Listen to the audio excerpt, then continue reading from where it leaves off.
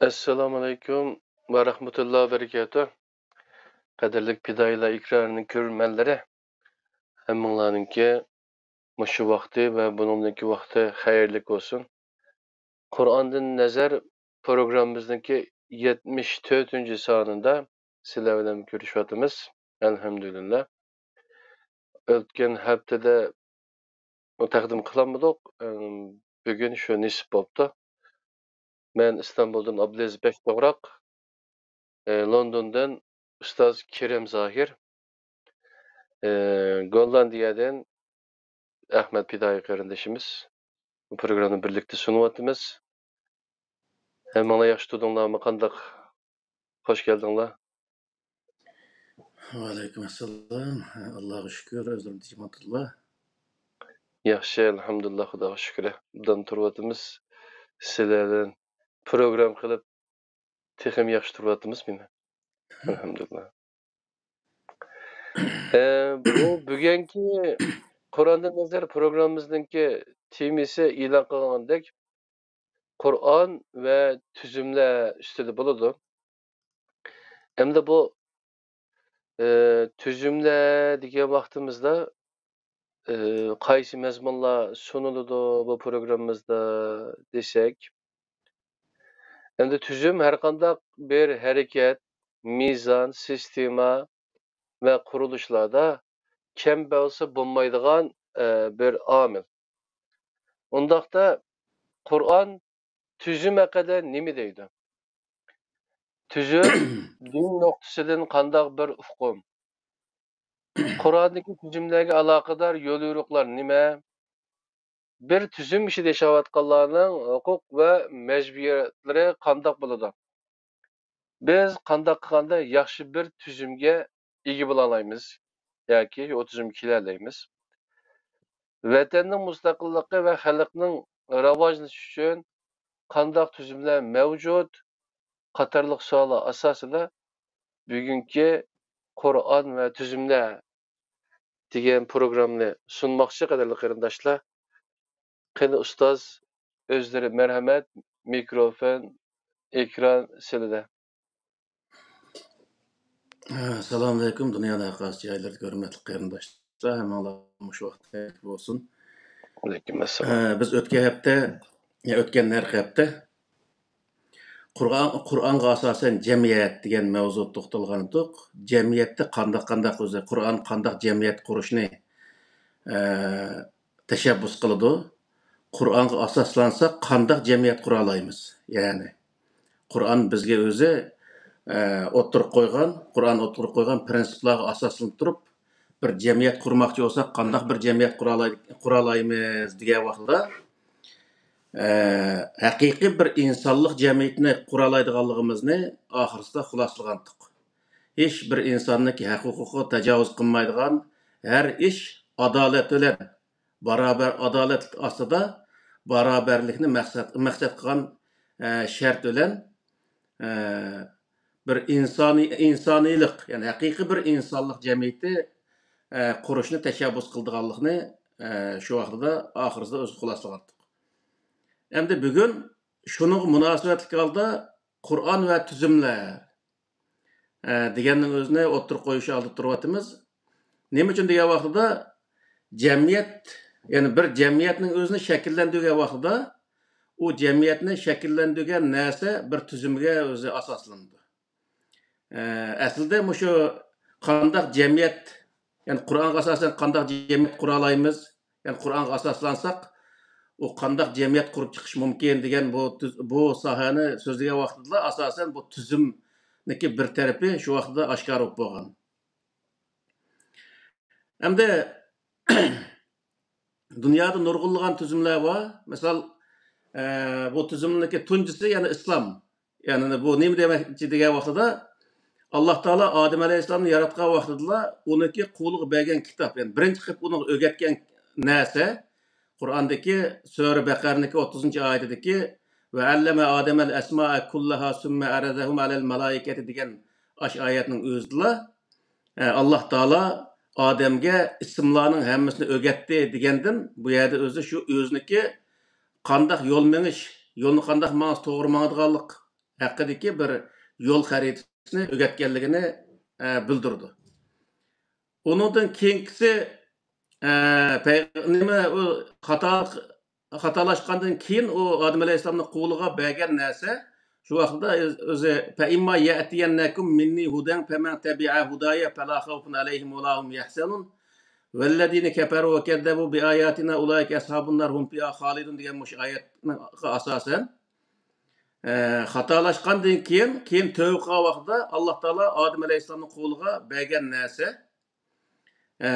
bir hidoyatdan iborat bir narsa bir kitob bo'lganligi, bir risola bo'lganligi va uningga kim amal qilsa nijotga erishadiganligi, uningga o'zi amal qilmay o'ziniki beshcha o'z yo'l maqsa oxiriga borib ziyon tortadiganligi haqida Alloh taolo bayon qildi.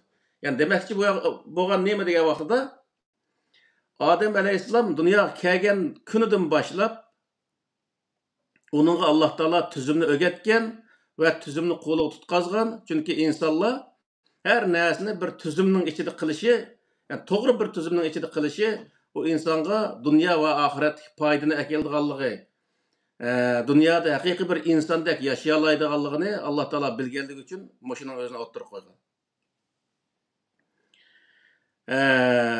Yani o insonlarga eng oxirgi kitob Qur'oni Karim, yani ilohiy kitob Qur'oni Karim kelgandan keyinmi, yani Qur'oni Karimning o'zida yani şu Odam alayhissalomga takrorlangan nurg'unlagan oyatlar bayon qilingan.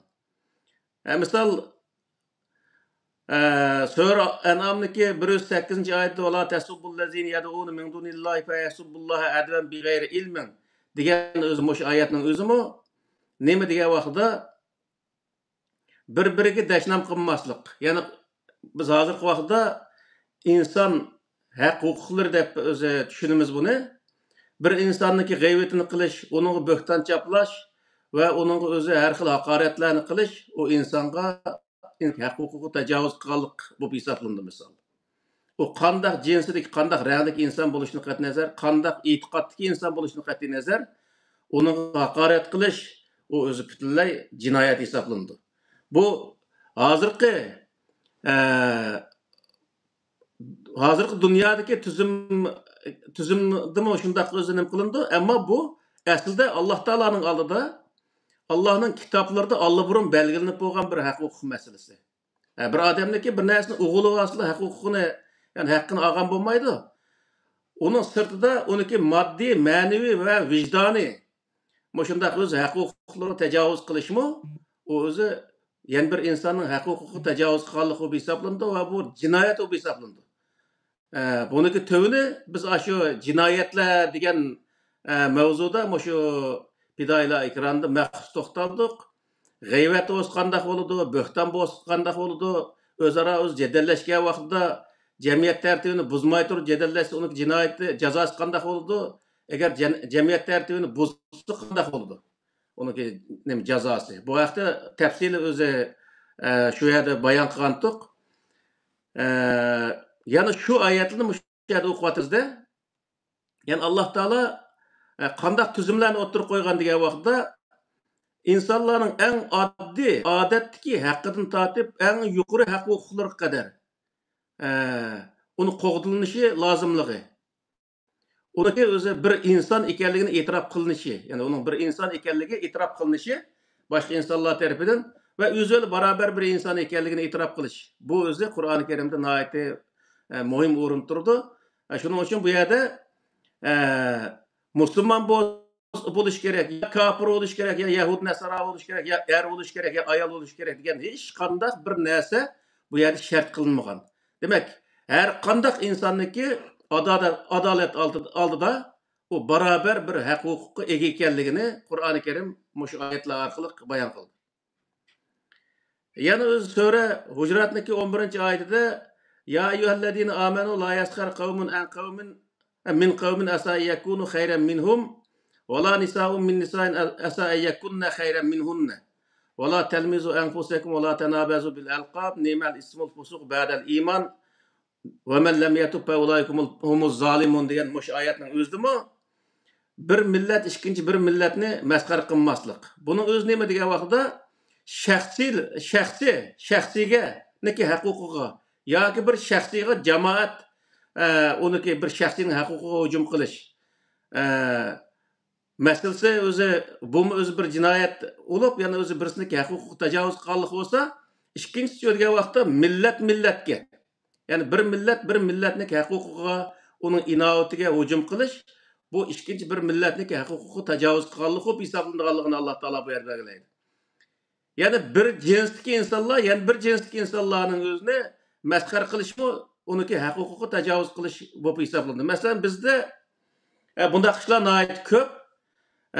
Bir yerda bir ayol bir tashkilotniki beshiga kelib qolsa, ayollar kelgan ishni o'zi mangmaydi. Ayollar ishning beshiga kelsa, u o'zi ish amalga oshmaydi. Ayollar kelgan ishni o'zi o ta'tirsiga menib ketadi degandek nurg'unligini o'zi fatvo chiqarish orqali ayollarning o'zini to'van hisoblaydigan bundaq ishlar mavjud. Misol 2006da Rabiya xonim Dunyo Uyg'ur qurultayining beshiga kelgan vaqtida o'sha dinchi guruhlarniki bir qismi mana mushundaq o'zi gaplarni qilish orqali oqibatni pishni pasat tergan bundaq voqealiklar bo'lgan. Ammo Qur'on degan vaqtida Qur'on kimniki shu ishni qiloligidek salohiyati bo'lsa, shu bo'lish kerak degan prinsip qildi. U er olamdı, ayol olamdı, qara olamdı, oq olamdı, musulmon olamdı, kafir olamdı ya Yahud olamdı. Onun da qat'iy nazar. Yani bir devletning ichida, misol Turkiyadagi bir devletning ichida o devletni eng yaxshi o'zi yönete oladigan, yani idora qila oladigan odam qaysi din, qaysi mazhab yoki bo'lmaydi, qaysi jinsdan bo'lishidan qat'iy nazar, ashuni yaxshi yönete oladigan bir salohiyatlik bir odamlar bo'lsa, uning o'zi u huquq berilisi bo'ladi deb Qur'on buni o'zini belgilaydi. Yani Qur'on bundaq yerda o'zi siyosiy tuzum yoki bo'lmaydi bundaq qilqi mushundaq sohadagi tuzumlarda nima o'tirib qo'ydigan vaqtda Qur'onning o'tirib qo'ygan prinsip, yani tuzumlari mana mushundaq narsani o'z ichiga oladi. Yani Qur'on bu sohada keng o'zi nimaning o'zini yo'lni keng qo'ydi yani. Yani bu yerda nurg'unlagan ishlar bor hozirgi vaqtda. Misol ayollar, erlar bu yerda ovozini chiqarsa bo'lmaydi, u yerda gap qilsa bo'lmaydi deydigan o'zi nurg'unlagan fatvolar bor. Bu fatvolar tamamen o'zi Qur'onga zid kelgan fatvolar. Qilsa bo'lmaydigan gaplarning o'zini erlarmi qilsa bo'lmaydi, ayollarmi qilsa bo'lmaydi. U gaplar qanday gaplar deganda g'iybat, shikoyat, bo'hton va birisiga haqorat qilish, birisini söküş, birisiga o'zalqi shahvoniy gaplarni qilish. Mana bundaq o'zalqi yomon niyatdagi, yomon o'zi ma'no ifodalaydigan bundaq o'zi gaplarni qilish har qanday odamga, qora bo'lsin, oq bo'lsin, musulmon bo'lsin, kofir bo'lsin, har qanday odamga cheklandi. Bu Qur'on o'zi buni cheklaydi yani. Yani to'g'ri gaplarni qilish, yaxshi gaplarni qilish, boshqalarga o'zi yaxshi muomala qilish, bundaq ishlarning o'zini her qanday odamga, er olsun, ayol olsun, hammasiga o'xshash o'zi Alloh taolo yo'l qo'ydi. Yani erlar gap qilsa bo'ladigan, ayollar gap qilsa bo'lmaydigan bundaq narsa Qur'oni Karimda aslo mavjud emas. Yani jamiyat tuzumi degan vaqtda, yani o'zi ayollar qo'yilgan tuzumning ichida, yani huquq nimasining o'zida ayollarga ayrim, erlarga ayrim bir tuzum qo'ygan bundaq narsa Qur'oni Karimda aslo mavjud emas.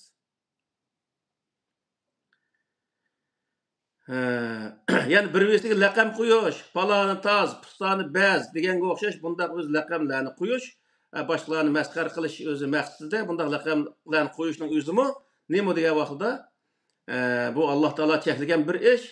Agar buni qilgan bo'lsa, Alloh taolo bu yerda nima deydi desa, "Va man lam yatub", yana neman ismul fusuq ba'dal iman va man lam yatub fa ulaykumuz zalimun. Kimki mushundaq ishni qilgandan keyin uni tövbe qilib bu ishdan qaytmasa, u odamcha desa, yana bir odamga zulm qilgan odamlar qatoridan bo'ldi. Ya'ni yana birisining huquqiga tajovuz qilish orqali uni zulm qilgan bo'ldi. Yani bu yerki masala nima degan vaqtda, bu yerki huquqdan iborat bir tuzumning o'zini yana o'zi buzgan bo'ldi, u odam jazolanishga haqli bo'ldi shu vaqtda degan gap.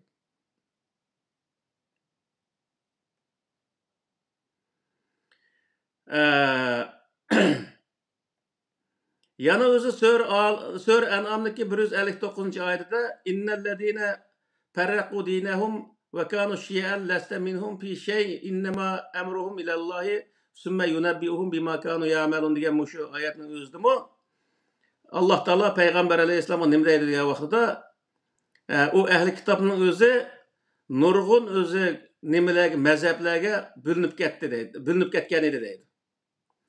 Lasta minhum fi shay. Sen ammo u mazhablarning hech qaysisi emas. Hech qaysisi bo'lishing bo'lmaydi. Bu ikki xil ma'no ifodalaydi. Biri sen faqat Alloh taolo ko'rsatgan bu shu Qur'oni Karim ko'rsatgan yo'lda hech qanday mazhabga tava emassan degan bo'ldi. Ikkinchi birisi degan vaqtda sen hech qanday bir mazhabga yon bezish haqqing yo'q degan ma'noni ifodalaydi. Ya'ni o'zi bir davlatning ichida yoki payg'ambar alayhissalom o'xshash bir o'z payg'ambarniki o'zi hokimiyati ostida nurg'unlagan Yahudi, Nasaralarniki va mushriklarniki nurg'unlagan mazhablar bo'lishi mumkin. Bu mazhablarning ichida u o'z islom hokimiyatiga bo'ysungan kunidan boshlab ularning hammasiga degan vaqtda o'xshash muomala qilish. Bu o'zi payg'ambarning ustiga tushgan bir vazifa hisoblanadi. Ya'ni hozirgi vaqtdami bir davlatda masalan Turkiyadek bir davlatning o'zida musulmonlar va musulmonning ichida ahli sunnisi va shiasi va rafizisi va alavisi va jafarisi va yazidisi va misol hammasi nurg'unlar biz musulmon dairasining ichida musulmon bo'lmaganning ichida yahudilar va nasaralar va uniki har turli ortodoks deydi, yanbi deydi, protestan deydigan ashuna har xil o'zi mazhablar var misol. Endi bu hokimiyat qanday qilish kerak degan vaqtida hokimiyat hammasini bir inson qatorida hisoblab hammaniki mazhabi o'zang hisob. Ya'ni o'zangning ishi o, Alloh va o'zangning orasidagi ish bu hokimiyatning ishiga so'qadigan yoki jamiyatda insonlarning orasida so'qadigan hech qanday insonniki haq-huquqi yo'q. Uning uchun o'zi sen hamman o'zangniki o'zi mazhablarda o'zang e'tiqod qilib turaver, ammo hokimiyat degan vaqtda hamma mazhabga o'xshash o'z qarash bizning majburiyatimiz deb hokimiyat bundaq o'zi nima qilish, ulug' muomala qilish bu hokimiyatniki vazifasi degan gap. Ya'ni bu tuzum mana bu shundaq o'zi davlatga qaratilgan, davlat fuqarolariga qaratilgan ishki tuzum bundaq bo'ladi endi. Davlat ichida adolat ostidagi barobarlikni, ya'ni hamma insonga adil muomala qilish va hammasiga barobar muomala qilish ya'ni. O ahli sunniki bunga sal yaqinroq muomala qilay, shi'a bunga sal o'zi sol ko'zni qaray anınga. Yoki men musulmon buni o'ng ko'zimni qaray, yahudi nasara uni men sol ko'zimni qaray deydigan hech qanday o'z davlatda undaq tuzum bo'lishga bo'lmaydi ya'ni. Qur'oni Karimniki ko'rsatmasi bo'yicha. Hamma insonga bu yerda diniy nuqtadan emas, insonlik nuqtasidan o'xshash muomala qilish adolat ostida mana bu tuzumning o'zini Qur'oni Karim ya'ni mushundaq tuzumda bo'lsa davlat to'g'ri bo'lgan bo'ladi deb o'zi buni o'ttirib qo'ydi. Nima uchun endi degan vaqtida yana Sura Zumarniki 32-oyatida minallazina farraqu dinahum va kanu shi'an kullu hizbin bima ladayhim farihun degan mush oyatning o'zi deydi. Yani boshqa nurg'unli oyatlar bu yerda shu guruh bo'lib ketgan, ya'ni mazhab bo'linib ketgan, dinga bo'linib ketgan mushundaq insonlar degan vaqtida u insonlarning hammasi o'zining dinini o'zi yaxshi ko'rdi. Yani bir adam musulmon bo'lgan bo'lsa, u musulmon o'ziniki islom dinini yaxshi ko'rdi, bir xristian bo'lsa, o'zining xristian dinini yaxshi ko'rdi, bir yahudi bo'lsa, yahudi dinini yaxshi ko'rdi. Mazhablarni misol ahli sunniy mazhabini yaxshi ko'rsa, shi'a mazhabini yaxshi ko'rdi. Demek sen A mezhep dikense, sen ma mezhep dikense, ya sen A din dikense, ya ki sen ma din dikense. Ya ki sen Türk dikense, yani birisi özü palanı milletke. Dev oturup aralıkta devletin içindeki milletlerge her xil farq bilen özü muamele kılışını Kur'an-ı Kerim tosudu. Ne için diye vaxtda hemmesi özünün milletini yaxşı gördü, özünün mezhebini yaxşı gördü ve özünün dinini yaxşı gördü. Yaxşı görgenlik için onu tokunuş, yani onu tecavüz kılış, onu ki hak hukuku tecavüz kan boludu. Şunun için bunu özü mezhepçilik, dinçilik işlerinin özüne, dini ikat işlerinin özüne Allah Teala Kur'an-ı Kerim netice deyiklik man koyuvetanlar. Onun hesabını men kıyamet günü alıma, ama dünyada işe kelgen çağda sizler o mezhepçilik, dinçilik işe arlaşmanglar. hokimiyatning oldida qanday mazhab, qaysi din yoki qaysi millat bo'lishini qat'iy nazar o'xshash muomala qilinglar deb Qur'oni Karim mana mushundaq bir tuzum bekitishning o'zini buyurdi. Endi tuzum shundoq bo'ldiki, shu vaqtda buni da misol bir tuzumdagi insonlar ikkinchi bir tuzumdagi insonlarga tajovuz qilish, bir dindagi insonlar ikkinchi bir dindagi insonlarga tajovuz qilish, bir mazhabdagi insonlar ikkinchi bir mazhabdagi insonlarga tajovuz qilish, bir jinsdagi insonlar ikkinchi bir jinsdagi insonlarga tajovuz qilish, bundaq ishlarga tushadigan vaqtda Sura Anfalning 39-oyatida وَقَاتِلُوهُمْ حَتَّى لَا تَكُونَ فِتْنَةٌ وَيَكُونَ الدِّينُ كُلُّهُ لِلَّهِ فَإِنْ انْتَهَوْا فَإِنَّ اللَّهَ بِمَا يَعْمَلُونَ بَصِيرٌ degan mush oyatning o'zida bayon qildi. Ular qarshi kurash qilinglar dedi Alloh taolo. Hatta la takuna fitna. Taki qarshilik tugagan qadar. Va yakuna dinu kulluhu lillah. Barliq din faqat Alloh uchun bo'lgan qadar.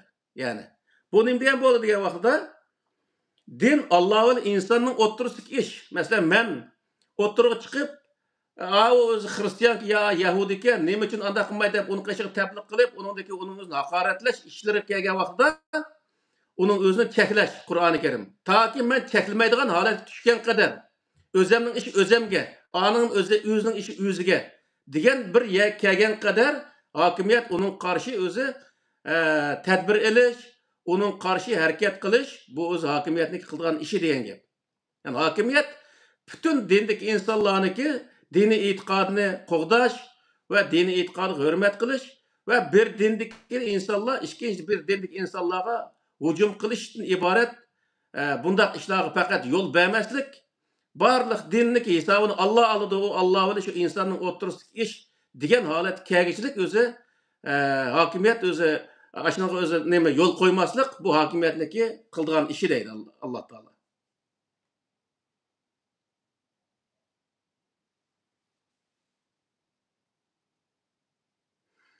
Shuning uchun bu Qur'oni Karim masalan Sura Tavbaning 60-oyatida yordam qilishda, misol Turkiyadan hozirgi vaqtda bolalar valiga ish bo'lmasa bolasi tug'ilgan vaqtda 7-8 koy burungi vaqtda hozir ham 1,5-2 ming koyga chiqqandi. Shunday yordam beradigan ishlar Turkiyadan borken balkim qiyinchilik qilib qolgan odamlarga ancha-muncha yordam beradigan ishlar bo'lishi mumkin. Yevropada asosan bor bu narsalar. Mushundaq o'zi yordam beradigan hokimiyat o'zi hukumat fuqarolarga yordam beradigan ishlarni degan vaqtida Qur'oni Karimda Sura Tavbaning 60-oyatida innamas sadaqatu lil fuqaro'i vel masakin vel amilin alayha vel muallafati qulubuhum ve fir riqab vel gharimina ve fi sabilillah ve ibnis sabil farizatan minallah vallahu alimun hakim degan mush oyatning o'zida aniq ko'rsatdi. Ya'ni bu yerda yo'qsul insonlarga yordam qilish yig'ib aytgan vaqtida. Bu yo'qsul insonlarga yordam qilgan vaqtida uni dini qarta yordam qilamdi, millati qarta yordam qilamdi degan vaqtda u hokimiyat shu davlat territoriyasidagi o'z davlat territoriyasidagi insonlarning hammasiga millat arimasdan, din arimasdan, mazhab arimasdan, jinsi arimasdan hammasiga ehtiyoji qarta yordam qilish u davlatniki vazifasi deb qaraydi, nima deb bekitgan Qur'onning o'zida. Ya'ni buningga hozirgi vaqtda ko'pincha vaqtda bu musulmonlar amal qilmaydi. Unda desa musulmonlarning o'zini anda deydi, musulmonlar amal qilmaydi ko'pincha yerda. Ammo bu g'arb davlatlari mushunga odat qilgan. Odatda hech qanday bir odamniki diniy e'tiqodi hech qanday narsani surishtirib qilmaydi. Hattoki ish o'rniga bir yer ishga kirmoqchi bo'lsaqmi, qo'lingda bir nima bormi? Sertifikat deydimi, kenishga. Shu ishni qila oladigan qarta bir diploming bormi deydi-da. Diplom bor degandan keyin shu ishni diplom bo'lgandan keyin shu ishni qila oladi degan ma'noni bildirdi. U vaqtda shu shirkatning o'zi ashunday bir ishchiga ehtiyoji bo'lsa, okey deb oladi. U odam musulmonmi, sen musulmonmi, kofirmi yoki yahudimi, nasoromi deb uni hech qanday narsa surishtirib qilmaydi. Faqat surishtiradigan narsa nima desa, mush ishni qila oladigan qarta sizniki salohiyating bormi, salohiyatingni isbotlaydigan bir qog'ozing bormi deydi. Qur'on ashuning o'zini bizga buyurdi. Yani özü bunu amanet nemizde amanet degan mavzuda hemen bayan kıldık. Amanetni ehliga beringlar deganning o'zi. Mana shu amanet degan ishning o'zi bir amanet, ish berguvchining qo'lidagi bir amanet. U ishni qila oladigan odamga berish amonatni joyiga berganlik hisoblanadi. Shuning uchun Alloh taolo nima deydi desa, sen uni paloni millatga berishim kerak. Palon dindagi insonlarga berishim kerak demay, uni qila oladigan odamga bersang, u ishing yurishidi degan gap. U ishing mangadi degan gap. Sening vazifang u ishni mangdirish. Undaq bo'lgandan keyin sen u yerda o mezhep, millet yoki din surishti qilmasdan uni qila oladigan odamga uni ahliga bersang, o odam o'zini uni to'g'ri qiladi, u ish mangadi. Sen undan foyda oladigan ish olsa yoki u ishdan zaten netinch qozonasa, insonning bir ishni qilishlik maqsad netinch qozonish bo'lgandan keyin Alloh taolo buning o'zini bizga bayon qildi. Shuning uchun bu yer nima degan vaqtda mayli davlatning prezidenti, tashkilotning prezidenti bo'lsin yoki uniki amaldorlari bo'lsin, ushaq tushak Aşağıdan ta ki özü bir işki erişkiçilik boğan işin hemmisde amanetini ehlik beriş yani bir işini şu işini kılalaygan adam beriş Kur'an-ı Kerim belirlenen bir prensip bir tüzüm bu hesaplandı yani. Onunki özü sen mandak kense sen falan dindi kense ya tutan millet kense devolturup onu arış Kur'an-ı Kerim'deki bu prensiplerine zıt geliyor. Kur'an-ı Kerim'deki o prensiplerine, tüzümlerine biz boysunmaganlık o bir hesaplandı.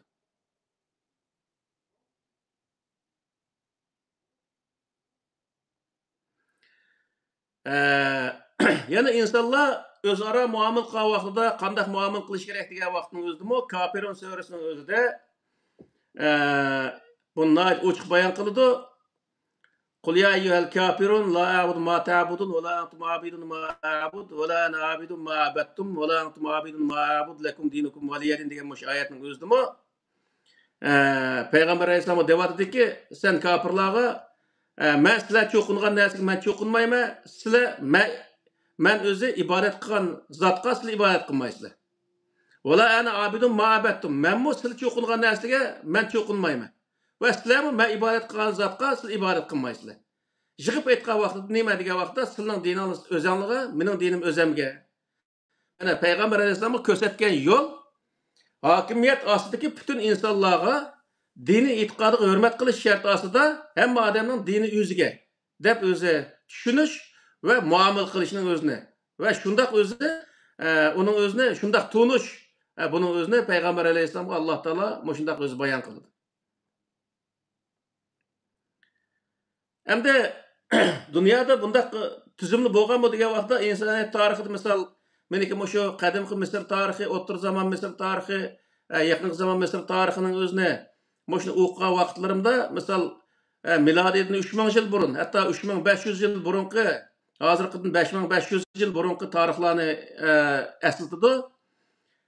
Shuning o'zidami shu zamondagi Misr imperiyasiniki nurg'unlagan ashundaq tuzumlar bo'lgan. Bu tüzüm faqatla İslam bo'lmasdan her devlet o'ziniki sharoiti qarta, o'ziniki tashqi ishki o'z ahvoli qarta, o'ziga xos maxsus o'zi tüzüm tuzib chiqqan. Masalan bizning ajdodlarimizmi shu Uyg'urlar degan tarixni o'qisak yoki Sharq degan tarixni o'qisakmi milodiydan 206 yil burundan boshlab, ya'ni Hun imperiyasining qurilgan vaqti milodiydan 206 yil burun. Yani hozirgidan hisoblagan vaqtida 230 yil 2230 yil burun o'zi qurilgan bu tarixdan qarasak misol shu vaqtdan tortib ajdodlarimiz o'ziniki ichki va tashqi ahvoli qarta shunday siyosat va har xil sohadagi tuzumlarning o'zini tuzib davlatni boshqarib kelgan va o'zi uni taraqqiy qildirib kelgan. Bu yerda endi Alloh taoloniki dini bilan bu tüzümlerini seliştirgan vaqtda degan vaqtda biz bunu şeriat, İslam ve şeriat degan mavzuda bayon qilgan vaqtda İslamda o'tirib qo'ygan narsa bütün şu hokimiyat ostidagi ya'ni shu davlat territoriyadagi insonlarning hammasiga barobar muomala qilish, adolat ostida barobar muomala qilish bu islom qo'ygan prinsip. Endi şu adalet bilen aslında o devlet özündeki emeli ahvalıga layık halatda kanun yani tüzüşü, tüzümlerini tüzüp çıkışı bu Kur'an'a uygun keladigan bir narsa degan gap. Bu şeriat bu hesaplandı mesela ayette. Her bir devlet özündeki içki ve taşkı ahvalı qarta, iqtisadi ahvalı, medeni ahvalı, hemen ahvalının özünü nazar tutkan halatda bir özü tüzüm tüzüp çıkışının özü eğer o adalet ve beraberlikni asas kılan haleti tüzse o Kur'an'a uygun hareket kılan boldu. Diyen gap. O aslı özü maxsus Kur'an'da kolunu kesanıldı da kolunu kesemez. 100 qamçı uruldu da onu 100 qamçı urumuz emas. Şunun layıqıda, şununki eğirliğida bir cezanın özünü uyar kollansa ya şunu layık bir ceza kollansa ceza nemisimi? Ceza kanunlarında misal şu Kur'an'a muvafık öz hareket kılan boldu. Hazırkı vaqtda dünyada hem devlet özüneki işki tüzümünü asasen komünistik devletten başka devletler desek boldu mu garip devletlerde asasen özüneki işki tüzümlerde aşındaq nurgulgan toğru näslerini oturup koydu. Ama bularniki tüzümlerde mi nurgulgan biz kubul kılamaygan näsler var. Misal özü adamniki ko'ngli ko'tarmaydigan naati bir tüzümleri var. Bu qaniki odatda erler bilen ayollar bilen toy quvası boladigan deyilgan aşını nurgulgan näsleri var. Bundaq näsler biz onu kubul kılamaymiz. Zaten bizni onu kubul kıl dep bizni mecburlagan insan mı yok bu yerde? O her bir insandaki özündeki şahsi işi oğaşqa bu yer undaq işe aralashmaymiz. Onu hakaretlemaymiz. Hem medhilemaymiz. Ama onu bir insan dep görürüz. Bu noktani aytgan vaqtida. Ama oniki eğer mümkün bolsa bu eğer onun yaxshi sahada nasihat qilish yoki bu iş to'g'ri bo'lmaganligi haqida gap qilish o insonga o'zi to'g'ri bo'ladi. Ammo uni eshib ketish butunlay o'zi uniki huquqiy tajovuz qilganlik bo'lib hisoblanadi.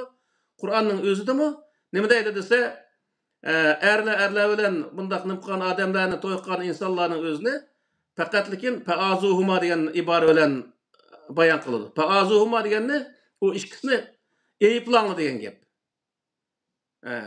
Bu yerde öldürüp ötüş yoki onun özünü 100 qamçı uruş degan bir cezam yok onun üstüge. Ayallar bilen buğa vaqt ötügen vaqtda bunun özügimi ularning özünü tövbe qilgıçılık bir ötüde tutup turunglar. Tövbe qilgandan keyin ularning özünü qo'yib etinglar deydi. O nima degan gap degan vaqtda bo'ldi men bu ishni qilmayman. Bo'ldi endi bir er bilan to'y qilib o'tay degan vaqtning o'zida uning o'zini ixtiyor holat talağa chiqib kirdigan bundaq holatda qo'yib etsanglar bo'ldi degan gap. Yani Kur'an-ı Kerim'de asaslangan vaqtida balki biz burun bundaq adam öldürüldü, ölümge mahkum, andaq mandaq degan narsalarni ko'pinchilari Qur'onda nayt yengil bir narsalar bilan o'zi jazosini bekitishlik misol. Shuningga asosan misol Qur'oni Kerimdagi bundaq tuzumlarni hammasini o'qib chiqqan vaqtida huquq masalasi bu yerda. Huquq qo'ygan tuzumlar, siyosat qo'ygan tuzumlar va iqtisod qo'ygan tuzumlar, jamiyat qo'ygan tuzumlarning hammasi nima desa, bu nayta o'zi insonlarning butun hayotiga to'g'ri keladigan, inson hozirgi zamondagi eng ilg'or bir davlatniki tuzumlarini biz o'zi o'qib chiqqan vaqtdami Qur'oni Kerimdagi shu tuzumlarni biz haqiqiy bila olgan bo'lsak, Qur'oni Kerimning bu tuzumlari uning natijasi ilg'or ekanligining o'zini biz bila olamiz yani.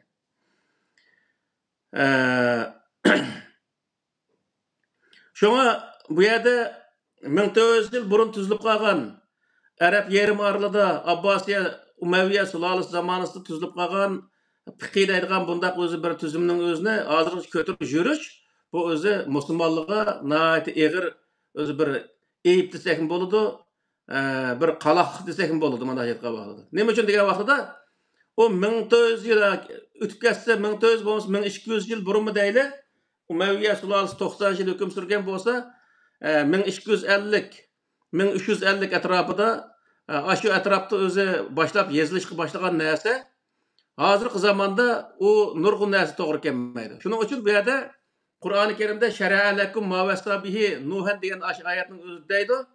Her bir peýgamberge Allah Taala prinsiplarynyň özüne o'zgarmas prinsiplarning o'zini tushungandan keyin shu prinsipga asosan o'zi shu jamiyatga loyiq holatda bir tuzum tuzib chiqish orqali o jamiyatni boshqarish, bir qonun tuzib chiqish orqali o jamiyatni boshqarish huquqini shu insonlarga berganligini Alloh taolo bayon qiladi.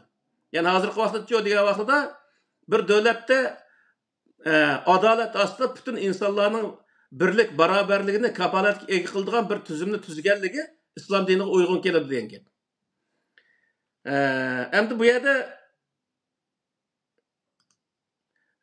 meni kitobimda shu to'g'ri to'xtalgan, ham bu tuzumlarning ichida hozirgi vaqtda misol nurg'un tuzumlar bor.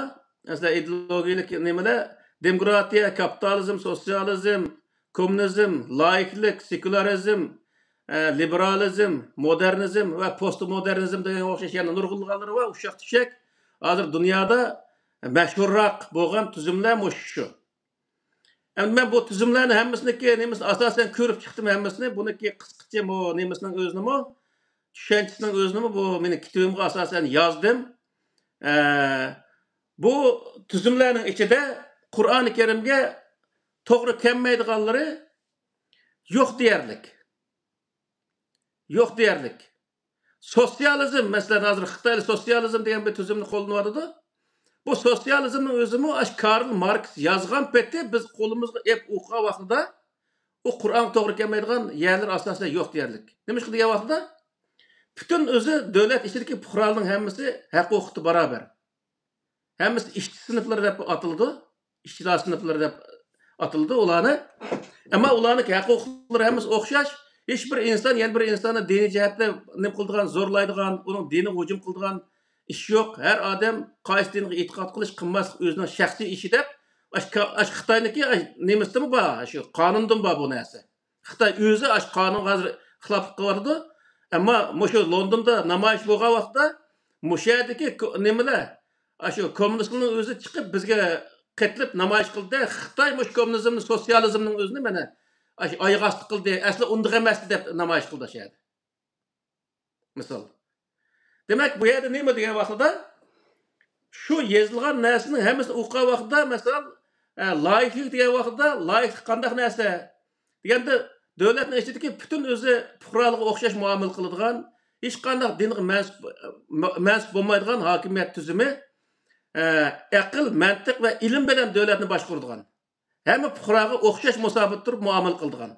Bundaq bir tuzumning o'zini loyiq tuzum deb qaraydi.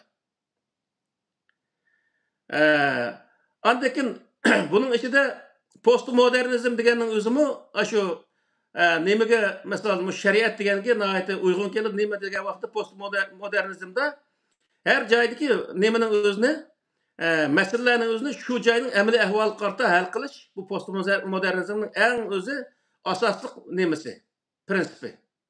Yani yuqorida nurg'un tushunchalar bor, lekin eng asosli prinsiplar shu. Yani o'zi hamma insonga o'xshash muomala qilish, uni o'zi ayol yoki o'zi qora oq yoki olmaydi har xil dindagi davoltirib arimasdan hammasiga o'xshash qarash va o'xshash o'zi muomala qilish va shu yaniki amaliy ahvol qarta masalani to'g'ri hal qilish degan shu prinsiplari Qur'onniki hech qanday bir yeriga zid kelmaydi misol. Endi bu yerda biroz zid keldigini qolsa degan vaqtda kapitalizm zid keldi misol. Kapitalizmda ezilish mavjud. Kapitalistlar ishchilar sinifiga biroz o'zi burun hamda ezish nihoyat og'ir bo'lganki, hozir hamda ezish oz bo'lgan taqdirdami, yanada o'zi kapitalistik davlatlarda yordamlar oz bo'ladi, xalq odatda fuqarolarga, mana kambag'allarga yordamlar oz bo'ldi, yo'q deyarli darajada. Undan keyin o'zi ularga o'z xohlagan bir nemaning o'zini, misol bir maosh so'zlashmoqchi bo'lgan bo'lsa-mu, hamma narsaning o'zini kapitalist bekitadi. O ishchilarning hech qanday huquqi o sohada bo'lmaydi misol. Şoňa pat-pat o kapitalist döwletlerde kapitalistlik qarta işçiler qarşılık gösterip durdu. Şu qarşılık gösterken çağda ularniki qarşılığını bastıryş üçün biraz öz maaşını östürüp berişke oxşaş, biraz öz xeyir ihsan qilishga oxşaş işlerini özüne oturup koyup özü onun ağzını itip başında özü davamlaştırdı. Ama o yerim sosyal bundaq devletlerinin özde adette fuqarolar aşqanmaydı, yalan aşqanmaydı, talada qanmaydı. Bu üç narsa kapolatga ega bo'ladi. Undan keyin o'zi ishga kirgan vaqtidami uniki kapitalist davlatlardek bo'lmaydi.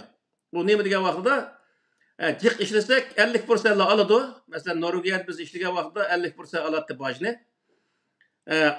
Az ishlasak yordam qiladi nimamizga o'zi turmushimizga yetmay qolib qolsa, ishlamasak u vaqtda turmush pulini berib boqadi. Shundaq bir davlatlardir bu. Shuning uchun bu yerda hem boy olmaydi bu sosyal devletlerde hem ölüp qolmaydi. Qur'onda la yamut biha va la yahya degan bir oyat var. Ölmeydi, tirilmeydi, shu yerimcan, nimcan yaşaydı degandaylar. Xuddi shunga o'xshash bu yerda millionerlar olsa pulni cho'ng-cho'ng yerga dasmiy selish orqali beydi. Bo'lmasa normal insonlar asla beyib ketolmaydi. Azroq beyib o'zi pul topganligi, pul tep o pulni yostiqni ostiga tiqib qo'yganini bilib qolsa, u vaqtda uning yordami to'xtadi. Tak ash pulning tuggichilik bizni qishimiz kamaysa deydi. Shuni o pulni hisoblab, masalan, $10,000 bo'lgan bo'lsa, $10,000 qancha oyga yetadi? Ashni hisoblab turib, shu oyga shuncha kunga o'zi bo'lib, mana mush kungachilik bizni qishimiz kamaysa, undan keyin kel deydi. Ashunday qish endi. Şuna bu yerdeki narsa nima degan vaqtida bizniki diniy sohadagi insonlarimiz dinchilar desak bo'ladi. Bu dunyoda islomdan boshqa bütün tuzumlar islomga qarshi, islomning dushmani degandek shundaq o'zi shaklda tushunchaga mavjud. Tushunchaga ega misol. Hem de bu tüzümle neyim için oturup çıkıp kalkan? Mesela bay diyen okşaş, demokratiya deyimiz, kapitalizm, sosyalizm, komünizm deyimiz, laiklik, sekülerizm, liberalizm, modernizm, postmodernizm diyen okşaş, şunda tüzümler neyim için çıkıp kalkan diyen vaxtıda. Bu asasen Avrupa'da çıkan demokratiyanın özümü adette şu nimede özü hatta miladiden burun çıkan degan o'zi nimalar bor buningda asosliq shu 13-14 asrdan ki buniki asal populyar bo'lib mashhurroq bo'lib chiqqan vaqti taki 19 asrgacha davomlashib 19 ya'ni 17-18 asrlardan boshlab u davlatga o'zlashishga boshlagan. Buning sabablari nima degan vaqtda Yevropa Osmanlı'nınki taygını yep, haqıçılık şunun olan özü qutulanmay şundaq tuğandan keyin bu yerda onu tadqiq qilgan insonlar chiqadandan keyin o tayoqni yevergandan keyin nima uchun biz shundaq ojiz holatda bo'lib qolamiz deb. Shundan oxirida qarasa bütün ishlarning o'zi dinchilar qo'lga olib olgan, u dinchilar dinni setish orqali dinning bedeliga millatni ezib, millatni qul qilib o özü milletini hiç bir zaman baş götüremeydigan, ilim ma'rifatla tanışamaydigan, şundaq bir holatga tushirib qo'ygandan keyin uning o'zi shu diniy sohadagi insonlardan bir turkum insonlar o'tirg'i chiqib, bu radikal dinchilarga qarshi o'tirg'i chiqdi. Misol, nimadagi Germaniyadagi Martin Luther degan odamning o'zi, mana shu ishni boshlovchilarning birisi, bu o'zi aslida çoğun bir pop bo'lganken şu adam o'tirg'i chiqib, şu nemaning o'zini İncilning o'zini, Tevrat İncilining o'zini şu o'z tilda tarjim qilib dunyoga taqitib, uning o'zi o dinchilar qilayotgan din tujjarlari qilayotgan tijoratning yo'qligini, ular aldanayotganligini, behuda o'z izlayotganligini tunishtirish orqali millatni uyg'otib, undan keyin Yevropa uyg'ongandan keyin to'xtabdi deb o'tirib, bu Tevrat İncilniki asli maqsadi bütün insonlar barobar qanday dinda bo'lishni qat'iy nazar, ya'ni Qur'on bilan o'xshashda qanday inson bo'lishni, qaysi mazhabda bo'lishni, qaysi dinda bo'lishni qat'iy nazar hammasi barobar, har odamning dini e'tiqodi o'ziga degan o'z prinsiplarni o'rgangandan keyin uning asrlarcha vaqt ketdi.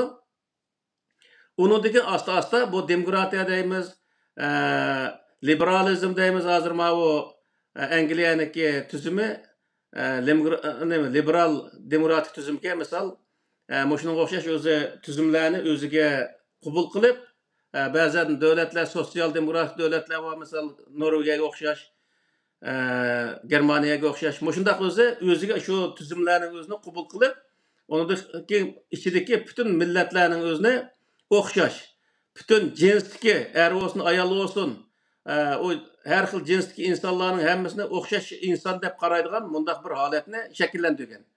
Ammo bu tuzum xato dinchilarniki qo'ldan chiqqandan keyin, ala qutulib chiqqandan keyin xatodan chiqqan inson nega chiqadi desa, ikki yo'l bor dunyoda. Xatodan chiqqan inson to'g'ri yo'lga chiqadi. Shu vaqtda bu insonlar shuni to'g'ri yo'lga chiqib, undan keyin o'zini misol 1600-yildan boshlab bular taraqqiy qilishga boshlagan.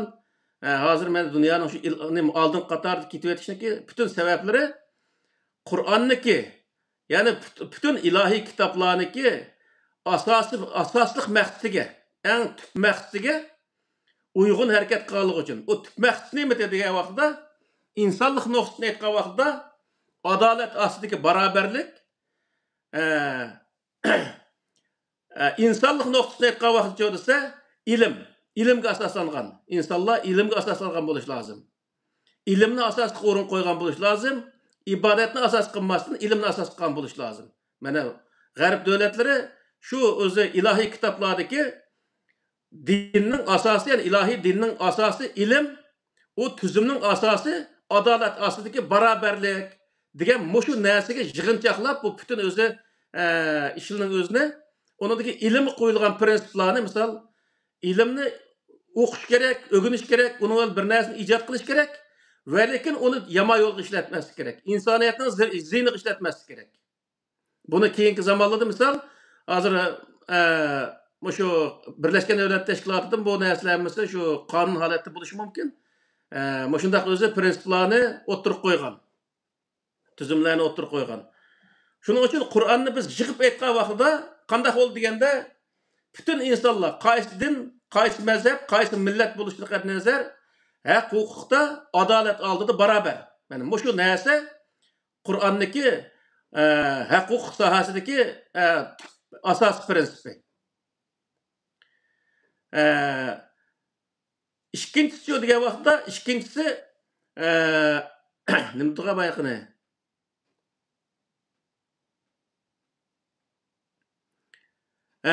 İkinci asosi ibodat emas, ilm asos qilingan Qur'onning o'zida. Shuning uchun bütün ilohiy kitoblarda bu nima uchun degan vaqtda Qur'oni Karim tushgan vaqtida birinchi tushgan oyat Iqra bismi robbikallazi xalaq degan oyat tushgan. O yerda la ilaha illalloh deganni birinchi deyishing kerak ekan. Iymonning o'zini birinchi qatim aytishing kerak. Demasdan Alloh taolo iymondanmi burun nima tushgan degan vaqtda o'qishni tushgan. Bu nima uchun bunday qildi degan vaqtda bir narsani bilmay turib uningga o'zi e'tiqod qilish, uningga o'zi ishonish, u insonga yaxshilik kelmaydiganligini Alloh taolo bilganligi uchun bu yerda birinchi o inson o'qish kerak. O'qish orqali u narsani to'g'ri va xatoligini o'rish kerak. Uningdagi uningga ishonish kerak yoki ishonmaslik kerak. Mishel bir narsa so'rsam bo'ladimi? Bo'ldi. Deb bo'lgan. Adamlarga silbati ilim dedilar. Bu arada hazır cemiyette ilim dese dini ilim, ilahi ilim, bilim dese ilahi olmagan öncelik sebebi yok bir bilim. De manda ayrı olduğun bir iş var düşün. Ama Allah Kur'an-ı Kerim'de ilim degeni şu, ilim pen hemmisini öz çıkala. Elbette. Bunu biz şu ilim ya bilim şunday bir mevzuda maxsus to'xtaldik. Bu Qur'oni Karimdagi asoslangan vaqtda ilim hech bir zaman ikkiga bo'linmaydi. Diniy ilm, fanniy ilm degan bir narsa asla mavjud emas. Bütün ilim Alloh taolo o'zi yo'l qo'ygan ilm. Ya'ni Allah Qur'oni Karimdagi asoslangan vaqtda bütün fanniy olsun, zaten fanniy dini degan narsa yo'q. Faqat biznikilar aşağı qarayvaqanda fanniy ilm, diniy ilm deb qarayvaqanda bütün ilim hammasi o'xshash, ammo bu yerdagi birla o'zi bunga qo'yilgan prinsip bor. cheklamalar var. U nima degan vaqtda u ilmni to'g'ri ishlatish. Yani xato ishlatmaslik. Masalan, hozir biz vayt nurg'un narsani deyapmiz. Uni din tujjarlariga o'xshash o'zi diniy bilimni o'qiganlar dinni tijoratga aylantirib pul tepish manbasi, jon berish manbasi qilmaslik va boshqa har qanday inson o'qigan ilmning o'zini qo'saq vaqadigan, jon boqadigan bir qurolga aylantirib olmaslik. Yani insoniyatga bir yaxshilik keladigan bir narsaga aylantirish. Bu o'zi Qur'oni Karim maqsad qilgan narsa. Asla uni jon boqish o'zi qurolga aylantirib olmaslik lozim. Mayli fizik o'qigan odam bo'lsin, mayli ximiya o'qigan, mayli siyosat o'qigan insonlar bo'lsin, u insoniyatning manfaati uchun ishlatish lozim uni o'zini. Bu vaqtda bu narsa Alloh taolo maqsad qilgan o'zi ilm bo'lgan bo'ladi. U insonmi ilmni Alloh taolo maqsad qilgan usulda ishlatgan bo'ladi. Ya'ni shuning uchun bu Qur'on ilm sohasi nima? Qur'onniki bu insoniyat sohasida ilmni asos qilgan hech bir zaman ibodatni asos qilgan emas. Uning uchun Qur'oni Karimda ibodat belgilangan ibodatlar bor. Ammo u ibodatlarni hech bir zaman nafli ibodat qilishing kerak. Ya oyda mancha qatim o'zi nafli ibodat qilishing kerak, ya ro'za tutishing kerak, ya har kunsi mancha rakat ortiq namoz o'qishing kerak, yoki yilg'isa hajga berishing kerak deganga o'xshash bundaq o'zi ibodat sohasidagi narsalarni ortiq qilishga aslo o'zi Qur'oni Karimda buyurgan emas. Chunki nima uchun degan vaqtida butun dunyodagi 2 milliard inson kech kunduz ibodat qilsa, namoz o'qisa, kunduzi her 360 gün ro'za tutsa ve 360 gün harem yig'ilib olib, shu qora o'yning o'zini piqirsimi, dunyoda osh qolgan bir o'z insonni qutqizolmaydi. Buni Alloh taolo biladi. Bilganligi uchun ibodat Alloh va insonning o'tirishga ishi bo'lganligi uchun uni shu Allohni tunigan shaklda Allohni eslash yuzasidan shu ishni qilib bo'ldi. Ortiq kech kunduz uni qilamdi. Bir odam mesela 2 rakat namoz o'qiydigan o'rniga 100 rakat 500 rakat yoki 1000 rakat namoz o'qisa o'xshash. 2 rakat namoz o'qisa odam Alloh taoloni zikr qilgan bo'ladi. 1000 rakat namoz o'qisa faqat shu Allohni zikr qilgan bo'ldi. Boshqa hech qanday ortiq bir narsa bo'lmaydi yani. Uning uchun Alloh taolo farz qilgan ibodat namoz sohasini nima bo'lsa 2 rakat farz qildik. Misol. İlimde çoğu degan vaqtda ilimde o'zi insonlar oqib qolib qolgan vaqtda boshqa insonlar tarafdan hujumga uchraydi, tajovuzga uchraydi va u odam qulub u yerda o'zi xorlanadi. Uning uchun boshqa insonlarga o'xshash inson o'ziniki huquqini o'xshash o'z dunyoda davomlashtirish uchun uni o'xshash ilmda o'xshash bo'lish kerak ilm sohasida va har sohada o'xshash bo'lish kerak. Shu vaqtda o'zining huquqi deymiz, har sohani u odam qo'g'dab mang'alaydi. Chunki insonlar bir-birini ezidi, bir-biriga hujum qiladi, manfaat hamma narsani qilg'izadi. Undaq bo'lgandan keyin o'zini va o'zining manfaatini va butun oila urug' tuqqanlari, butun millatniki manfaatini qo'g'dash uchun u davlatda har turdagi ilmlarning o'zini turkumlab o'qish orqali u davlatniki, u millatniki ilm bo'shlig'ini tamoman to'ldirish bu o'zi shu millatniki ustidagi farz bo'lib hisoblanadi misol. Uning uchun agar bir millat bir ikki sohaga ahamiyat berib qo'yib, qolgan sohaga ahamiyat bermasa, u qolgan soha tamoman u bo'sh qolib qolganligi uchun dushman kirdigan uch ishga aylandi. Shuning bilan u yerda biz mag'lubiyatga uchraymiz degan gap. Masalan, bizda diniy ilmlarga ko'p ahamiyat beriklik shu o'z zamonlarida fanniy bilimlarga ahamiyat bermadik. Misal bu Yevropaning o'zida tarixini o'qisak 1600-yillari shunday taraqqiy qilib 1700-yillar shu Yaponiyadan Angliyaga kelib 10 ming o'quvchi kelib o'qib, undan keyin Yaponiyada u bosh poyezd yo'llarini yasab, poyezd selib shu vaqtda. Shu qilganlarning hammasi shu vaqtdagi taraqqiyot. Ammo bizning shu vaqt davlatimiz bormadi degan vaqtda Saudiya xonligi bordi. Saudiya xonligi shu vaqtda davlatni so'rayotgan vaqti. Shu vaqtning o'zi shu yerdan 1000 odam kelib bundaq bir davlatlarda o'qigan bo'lsa, bizniki hozirgi vaqtda Xitoyning qo'lida qolib qolishimiz aslo mumkin emas. Bu bir masala. Ikkinchi bir masala, har bir millatda u millatniki kimligini bildiradigan, u millat qanday ma'nosi bo'ladigan, qanday siyosat qilsa bo'ladigan, dushman qanday muomala qilsa bo'ladigan sohada bir o'zi kitob davomli yozilib kelgan. Misol Xitoyniki, So'ziniki So'zning ta'limotlari degan bir kitoblarni hozir davomli o'zi butun Xitoyda o'qib chiqarmish ashuni o'zini. Bizda-chi desa, bizda yo'qmi o kitoblar? Misol Yusuf Xosajevning Xutat G'ublik degan kitobni u bosh o'qib chiqsa, davlatni qanday so'rash, qanday axloqli bo'lish, podshoh qanday axloqli bo'lish lozim, qanday hamma narsa shuni turdi misol. Uyg'urlar shu arablarniki hikoyalarning o'zini, shu rivoyatlarni o'qigandan o'rniga shu Yusuf Xosajevniki, Mahmud Qashqarniki, Al-Farabiyni kitoblarini o'qigan bo'lsa, bu kuni asla qolmaydi. Misol. Özümüzdeki şundak altındaki kitapları turgulğun Arap'ındaki hikayelerinin özüne, rivayetlerinin özüne din kılıp elip, aşırı okuş arkalık bizdeki kögen günümüz bu. Yani özümüzün milli kimliğini bilmeydiğen, milletimiz için köreş kılışını bilmeydiğen, düşmanımızını bilmeydiğen, özümüzün micaz hulkunu kandak özü bilmeydiğen, kandak muamele kılışını bilmeydiğen, bütün hemen nesini unutup gittik adette.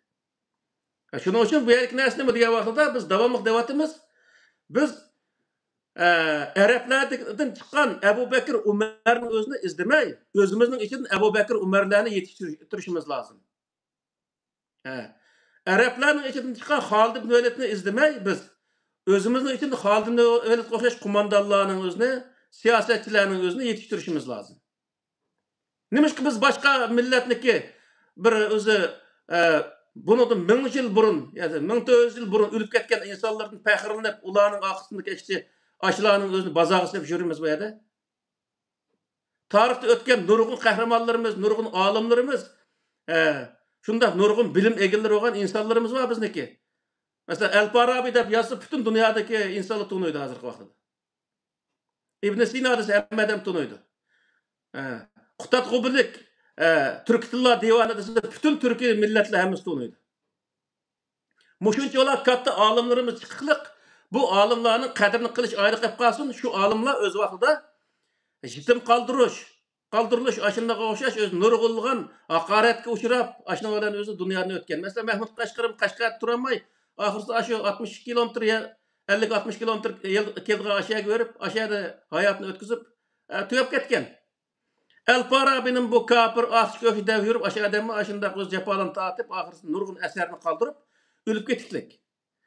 Bizde kim bo'lsa, onun özünü murtad, murciye, kafir, nahmanda dev oturup şuna laqabını qo'yib, milletke onu yaman köstüş arkalık, milletini jiraklaştırıp, millet onu payda aldığını onuğa, payda alanmay, andaki millet aşınıvalı veyran olup kettik. Biz öz tarihimiz ne? Yani tarihimizde ötken nurgun öz padişahlarımız var, nurgun devletlerimiz var, yani nurgun kahramanlarımız var, nurgun alimlerimiz var, nurgun özü icat kılıngan medeniyetlerimiz var bizdeki. Nayet mol medeniyetlerimiz var. Bunun özünü ögünüşümüz ve evlatlarımızı ögütüşümüz nayet muhim. Şu vaxtda biz özümüzün devletini ve özümüzün devletine kandak tüzümlerini koyduğumuzunu biz moşnunun özü bilip alsak boldu. Yani Kur'an-ı Kerim'e asaslanılan vaxtda biz devletimizge tüzüm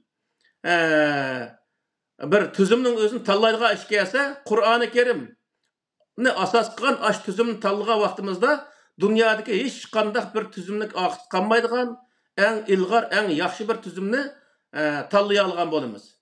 Bütün insan haklarına hürmet kılıdığan, bütün ilimge ehmiyet verdiğan, ahlak ehmiyet verdiğan misali. Şu özü iş kılıp insan kerekli bolgan her kandak näsege ehmiyet verdiğan, berişki boruydigan ve onu insaniyetinin ziyniga işiltişten tamamen tosuzgan bir özü tüzümünü biz Kur'an asasını tutup bunu çıkara alayımız. Mesela. Şunun için Kur'an-ı Kerim oturup koygan prensipler asaslanılan vaxtida şu prensip asasında eğer biz tüzümünün özünü tüzüydüğün bolsak o vaxtida nayet ilgar bir tüzümünü oturup çıkara alayımız. Çünkü demiş ki diye vaxtida Kur'an-ı Kerim'deki bu prensipler nayet ilgar hem de. Şunun için biz Kur'an-ı Kerim radikallıkını, hurafilikni hiçbir zaman söylemeydiğen, onun karşı durduğun bir kitap, yenilikle intildirdiğen, mesela bütün peygamberlerin tarihini okusak, öz zamanındaki islahatçı. Her peygamber öz zamanındaki bir kahraman, bir köreşçi, bir islahatçı, bir bilim egisi olan insanlar. Şu vaxtdaki. Şunun için biz eğer o peygamberlerdeki yo'lni tutib mangimiz deydigan bo'lsak, payg'ambarlarning tutgan yo'li nima ekan deganda, payg'ambarning tutgan yo'llari Qur'oni Karim ko'rsatgan yo'lkan, biz ash Qur'oni Karim ko'rsatgan yo'lni mangan vaqtida, o vaqtda payg'ambarlar mangan yo'lni mangan bo'lamiz. Sunnat deyishga kelsa, men mushuning o'zini sunnat desak bo'ldi. Payg'ambar qilganmish, etganmish degan hikoyalarga o'zi ergashish aslo payg'ambarga ergashganlik hisoblanmaydi. Payg'ambarlar o'z zamonida shunday ilg'or bir insonlar bo'lgan Qur'onniki bayon qilishicha, endi bizgacha degan vaqtda biz zamonimizda eng ilg'or inson bo'la olsak, u vaqtda payg'ambarlarning yo'lini tutgan bo'lamiz. Payg'ambarning saqilni qo'yib olish bilan, payg'ambarning hosini tayinib olish bilan aslo o'zi biz ilg'or musulmon bo'la olmaymiz.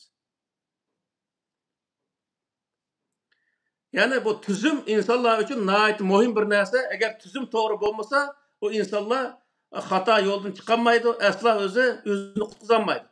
Onun için kalladaki bu radikal, hurapi bundak bir narsanın özünü çıkarıp dünyaya en doğru keladigan, dünyanın en aldığı manalaydigan Kur'an-ı Kerim oturup koygan bundak tüzümlerini biz düşüngen vaktimizde özümüz kandak bir güzel bir dinge itiqat kılıvatkanlığımızı ve onundaki tüzümlerin kandak texinbek yaxşı paydını alaydiganlığımızı his kıla alaymiz.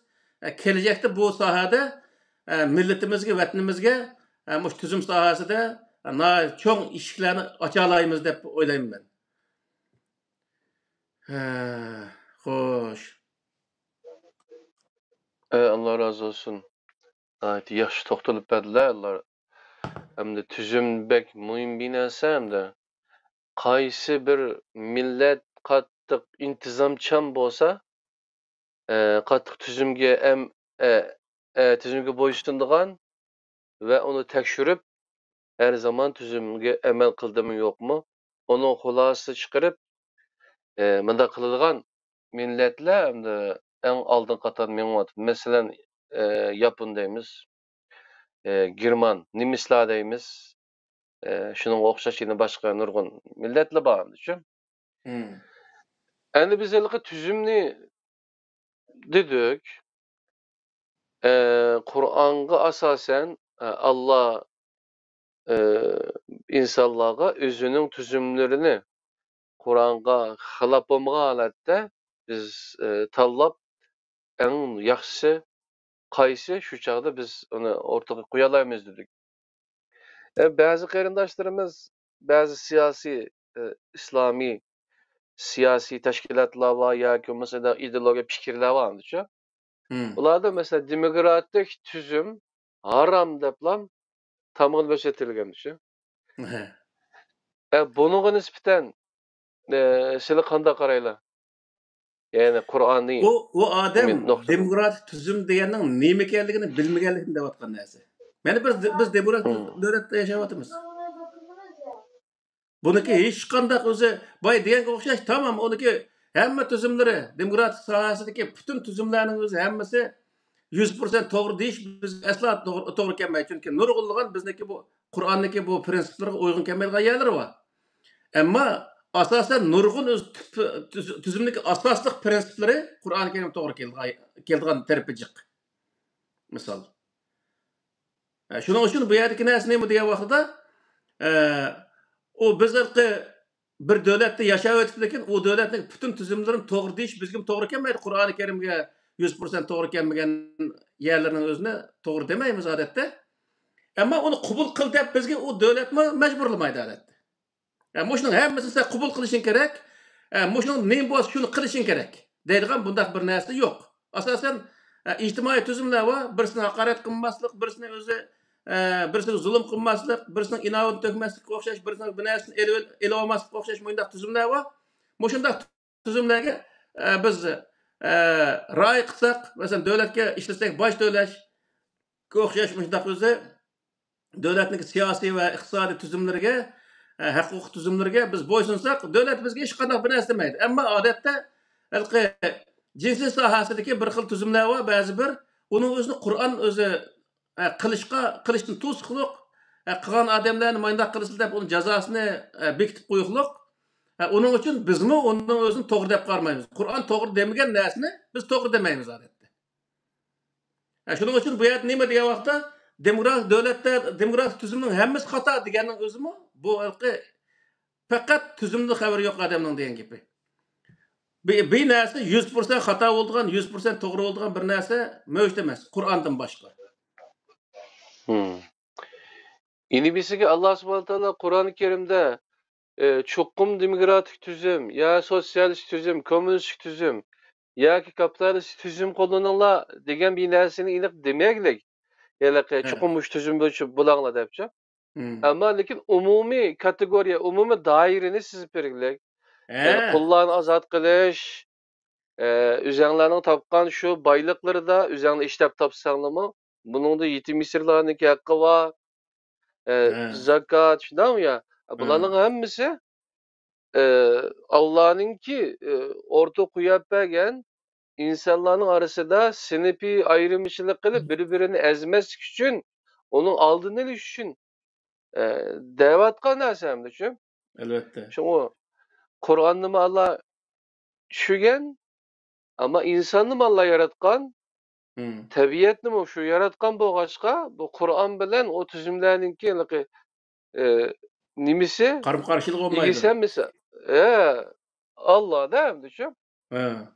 Abdülhaki bazı insanlar insan tüzep çıkan derse oğandaki o çok mu haram? Allah şer'i tüzüm ya ki İslami tüzüm dep meda binas kıgan kıpagen dep Hristiyanların ya ki Yahudilerin ki kallasıdaki dini devlet nimisi Hmm. olmaz mı? He. Aşı bu içi bir göz karışla peydavallığı da hem de. Şunun hakkında Doğru. kallası ilişkili. Şu Kur'an'daki tüzümge koygan prensipler nahayet keng dairini öz içine aldı çünkü bay degenge okşaş iqtisatda hech qandaq sınıf ya olmaydı millet armasının devlet fuqarolarınki her qandaqıdan o baş dövleş iqtidarı ega olgan her qandaq insan qaysi din, qaysi mezhep, qaysi millet bo'lishini qat nazar uni tapqan tapavuti qarta baş elish ve yardım kıldığı vakti mi hiç qandaq din yoki millet armasının onun ihtiyacı qarta yardım qilish. Bu Kur'an bunu özü boruydu. Yani ihtiyaç qarta yığış ve ihtiyacı qarta beriş. Bu özü Kur'an-ı Kerim oturup koygan prensip. Muşnu qarta tüzüm tüzelse iqtisat sahada bu doğru olgan buldu. Siyaset sahasında devletin içinde bütün fuqaralığa adalet aslında beraber muamele kılış. Bu nihayet özü güzel bir prensip misal. Muş prensip aslında özü tüzümlerinin özünü devlet özünün tüzümünü tüzeşinin özünü Allah Teala ruhsat kılıqlık. Yani aşı prensip aslında özü tüzse hem insanın beraber muamele kılış, adalet aslında hemisi okşaş muamele kılış diyen aşını asas kılıp durup o tüzümünü tüzgen bolsa o vaxtda demek ki o Kur'an zıt olmaydı diyen gep. Yani Kur'an'a doğru keldiğin tüzümler diyen gep. Meyli o Kur'an'a yani dinge itikat kıldığan, İslam'a itikat kıldığan insanlar olsun ya itikat kılmaydigan insanlar olsun o Kur'an'a doğru kelgendikilla o devletniki özü tüzüm sahasındaki işi hal olgan boludu. O devlet şunu terakkip gittiğen boldu. Neme için diye vaxtda işki meseleni hal kılgan boldu. Bütün öz devlet içinde yaşaydigan bütün millet ve her xil dindik insanlarniki bütün meselesini özü hal kılgan boldu devlet. Şu vaxtda o devletin içinde hiç bir millet yani bir milletke hücum kılmaydigan, devlet karşı çıkmaydigan çünkü devlet onu adil neme qatqandikin. Mundaq özü bir neme bolgandikin devletin içinde parakençilik olmaydı diyen gep. Hem siyasette neme siyasetteki içki siyasetini biz nurgun qaytım dedik. Hazırkı neme taşqi siyaset joday vaxtda taşqi siyasette asla Kur'an-ı Kerim özü bilen bir dindeki insanlar bilen münasebet kılış lazım. Yoki özü bilen bir neme milletdaş insanlar bilen münasebet kılış lazım degan bir narsa asla mevcut emas. Taşqi siyasette devletning menfaati, oliy menfaati asas qilindi. Şu menfaat asosida özü muamele qilish lazım ama boshqa millatni setish sharti bilan emas. Masalan, ba'zi davlatlar bir millatni setish sharti bilan o yana bir millat bilan, yana bir davlat bilan yaxshi bo'lgan bundaq ishlar bor. Bu o'zi Qur'oni Karimga nihoyat qattiq zid keladi. Ama satmaslik sharti bilan o'zi tashqi siyosatda o davlatning oliy manfaatini asas qilgan holatda ish yapmasa o siyasetçi doğru siyaset yapmagan boludu. Fakat ben Müslüman ben kılışım lazım. Başka milletler bilen, başka dinlikler bilen kılmasligim lazım. Ya ki ben Türkiye millettim. Onun için ben Türkiye devletler bilen muamele kılışım lazım. Başka milletler bilen, başka devletler bilen muamele kılsam bulmaydı dediğim mundaq özü tar daire kirip alsa, o adam asla siyasetçi olup hesaplanmaydı. O asla devletni, milletni qutquzolmaydi onday adamni. Şunun için bu yerde taşqi siyasetinin özde, mesela biz Şarkı Türkistan'da misal algan vaqtida İçki siyasette Şarkı Türkistan'daki yerlik milletinin hemmesi hak hukuku beraber. Adalet aslında beraber. Diyen özü prensip aslında kanun tüzüşümüz lazım. Şu vakta Uygur, Kazak, Kırgız, Özbek, şu Tacik deyimiz, misal, hatta Mongol'un tatip var. Yerleşip ketken aşağı uzundan birisine koyan. Xitay'dan başkanında jıgıp etken vakti. Aş milletinin hemmesi şu yerlik milleti olup hesaplandı. O milletler hemmesi ortak bir gavda olup Şarkı Türkistan'dan ibaret bu devletni qutquzuşqa her biriniki özü köreş qilish mecburi bo'lgan bo'ldi. Çünkü o yerde her bir adamın hakkı var. Onun için o hakkını qo'g'dash uchun o yerde o köreş qilish lazım. O vaqtda qanday qilamiz degan vaqtda devletning qonuni bütün insonlarga o'xshash muomala qilish. Adalet aslında o'xshash muomala qilish. Mana bu özü devletniki içki kanundaki asas prensip bu hesaplandı.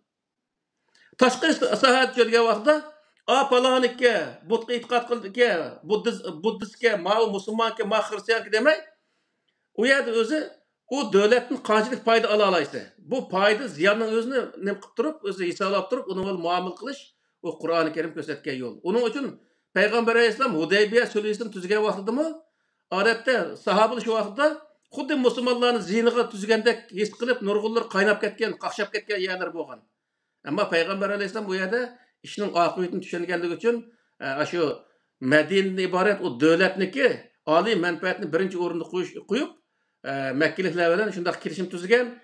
Hatta Mekke'nin şu vakitte putkuluk işgal selingan, kişiler selingan şundak insanlar kelip bizni qutquzup al degan vaqtimi devletning ali menfaatini birinci orunda koyup ya biz sizni qılamaymiz ma kirişim tüzülüp oldu deb o'tirib ularni o'zi qabul qilolmagan. Nima uchun degan vaqtda kelishim tuzalgan ikki millatning o'rtasida yoki ikki davlatning o'rtasida qechib chiqqanlarni qabul qilsang bo'lmaydi degan shartnoma bo'lsa, uni qabul qilishga bo'lmaydigan gap. Bu kelishimni buzgan bo'ldi-da o vaqtida. Shuning uchun biz hozirgi vaqtda nurg'un yerni biz xafa bo'lamiz, andaq qilyapti, mandaq qilyapti deb. Davlatning ichidagi kelishimni bilmaymiz biz. Bilmagandan keyin o vaqtda biz uning qaqshaydigan gap. Kelishimni bilgan vaqtda o davlat tumaymiz, boshqa davlatga ketamiz misol. Biz qo'y bir odam yoki birning Uyg'urim deb o davlat o'zining oliy manfaatini bir yer tashlab qo'ymaydi. O davlat necha million odamni beqish kerak. Uning uchun o million odamning oldida birning odamni e'tibor qilmaydi odatda. Shuning bilan o'zi u yerda biz qaqshaydigan ish chiqadi. Shuning uchun devletning siyosati davomli o'z yaqindan munosabat o'rnatib turish, uni bilib turish bu bizga nihoyat cho'ng foydali bir ish.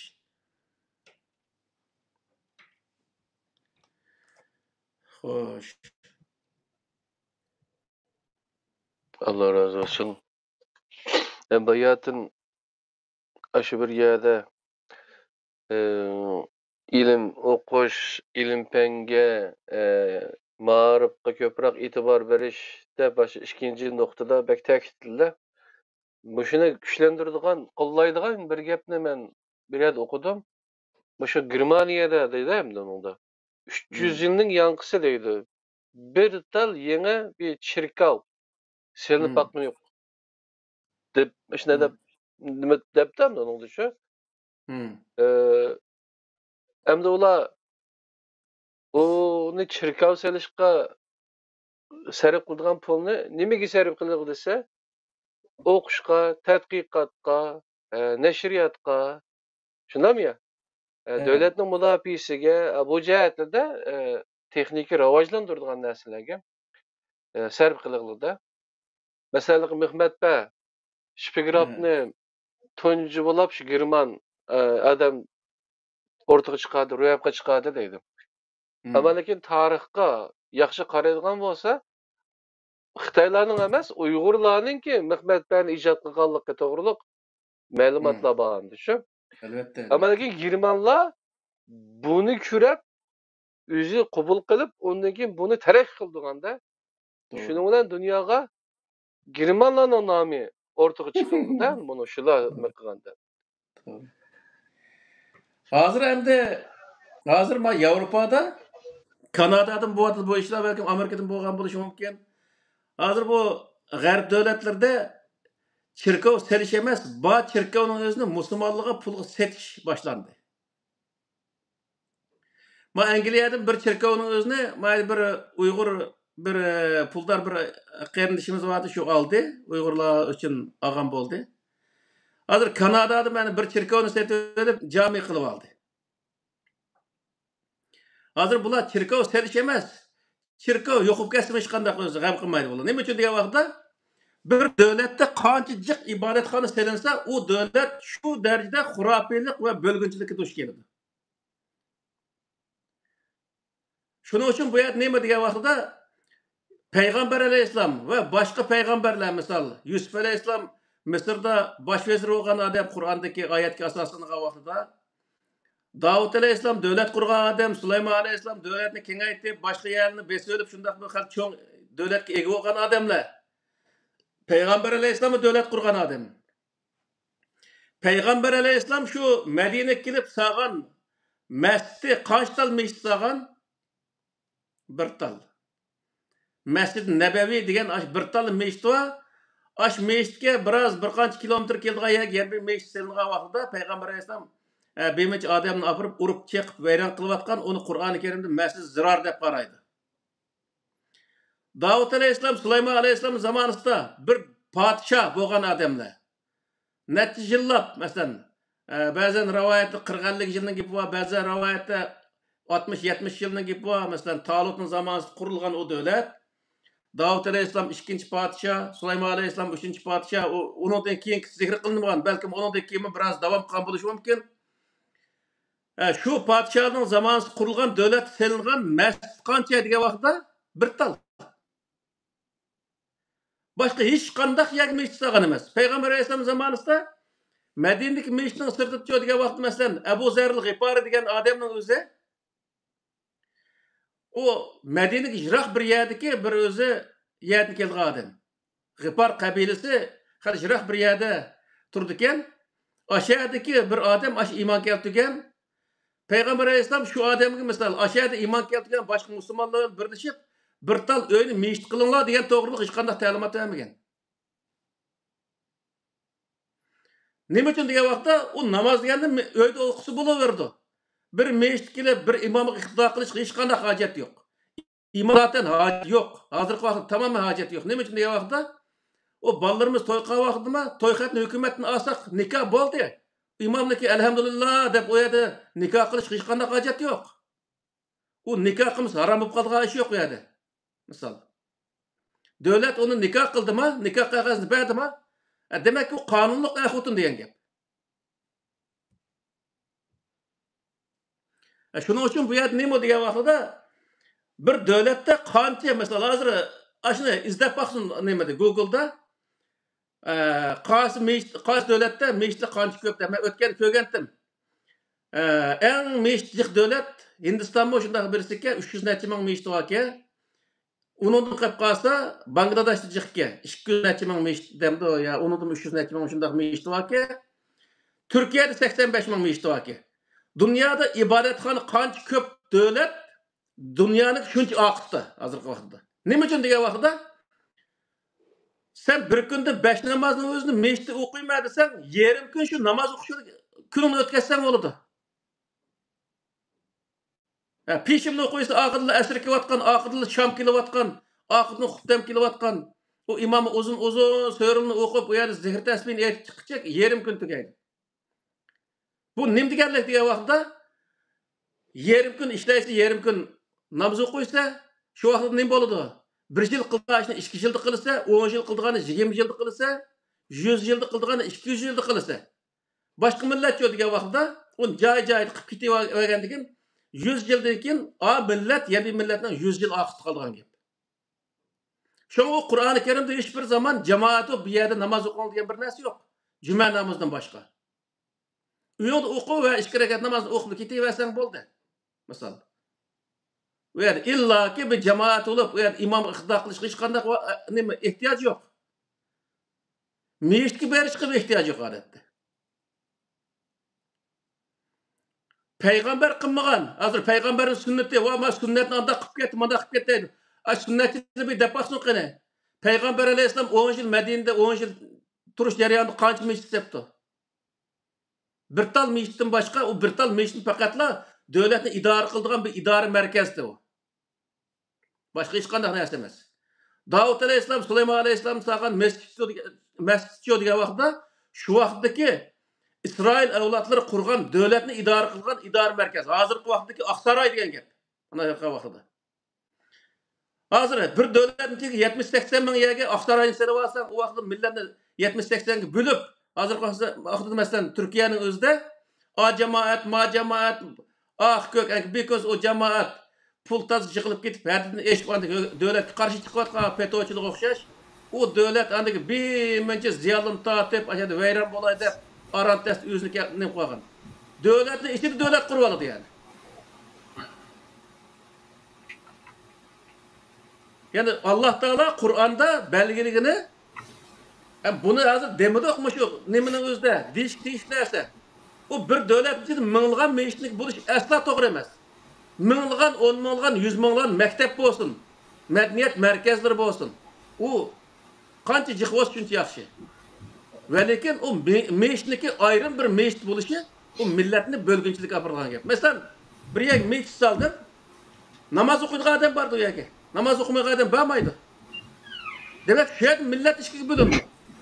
Sen bir madaniyat markazi qilgan vaqtingda, bu madaniyat markazi namoz o'qiydiganlar bir bo'ladi, namozni o'qiyverdi. Namoz o'qimagan u yerda yana nima qilib, u namoz o'qiydigan, o'qimaydigan hammasi shu yerga to'plashib, u yerda o'zi suhbat o'tkazib, bir qism tushunishmagan masalalarni ashar tushunishadigan gap. Demak, bu yerdagi narsa nima desa, bu Yevropaning beshidan o'tgan ishlar bo'lganligi uchun tarixda bir o'chim Osmonliga kuch yetmaymish edi. Qachib yurishning butun sabablari nima desa, xurofotga cho'kib ketganligi uchun ashningda o'zi kuch yetmay yurgan, keyinki to'xtabdi bizni bu vayron qilayotgan narsa mushka devoltirib mushunda qutulgandan keyin dunyo mahoratga, g'arb dunyosi mahoratga kerakli. Demak, biz nima degan vaqtda qanchalik ilm fanga ahamiyat bergan vaqtda biz o'zimizni shunchalik o'z tiz qutuldira olamiz. İbadeti kılaylı. Tamam, Allah Teala belgilgen ibadetini belgilgen şekilde kılaylı. Ama geç gündüz onu ibadetini kılıp, onu özü nefli kılıp, her ayda özü manç gün roz tutma, ya her haftada manç gün roz tutma, ya her gün manç gün nefli namaz okuyma, diş ki hiç kadar hacet yok. Kur'an ne mi? Allah'ın üstündeki namazın rozağın hiç kadar ihtiyaç yok. Allah'ın beyti oturmak deyip hamkıyal kılması lazım. Şunun için bu yerde ne mi diye vakıda? Bu yerde Allah'ın tunuş şartı bilen biz o'zi ilm fanni yaxshi o'qishimiz, jamiyatimizni taraqqiy qildirishimiz lozim va jamiyatga, yani dunyo insonlarga, insoniyat jamiyatiga biz o'zi bir millat, bir shaxs bo'lish sifatimiz bilan yaxshi bir o'zi netinchini yoki yaxshi bir narsani qoldirishimiz lozim. Yaxshi bir narsa keltirib olishimiz lozim. Bu o'zimizniki dunyoda inson bo'lib yorilganligimizniki bir o'zi Mesela Kur'an-ı Kerim ne dedi dese "Tubu ma qaddamu ve asarahum" degan oyat var Sure Yasin'imizde. Biz ularning qilgan ishlarining o'zini yozamiz. Ularniki qoldirib qo'ygan asarlarini yozamiz dedi Alloh taolo. Alloh oyat nima deyapti desa, sen u dunyoda ish qilishing kerak, ham yaxshi asar qoldirib qo'yishing kerak dunyoda. Yeb ichiblik hojatxonaga berib lekin bir po'qzao o'tib lekin dunyodan o'tmasliging kerak degan gap.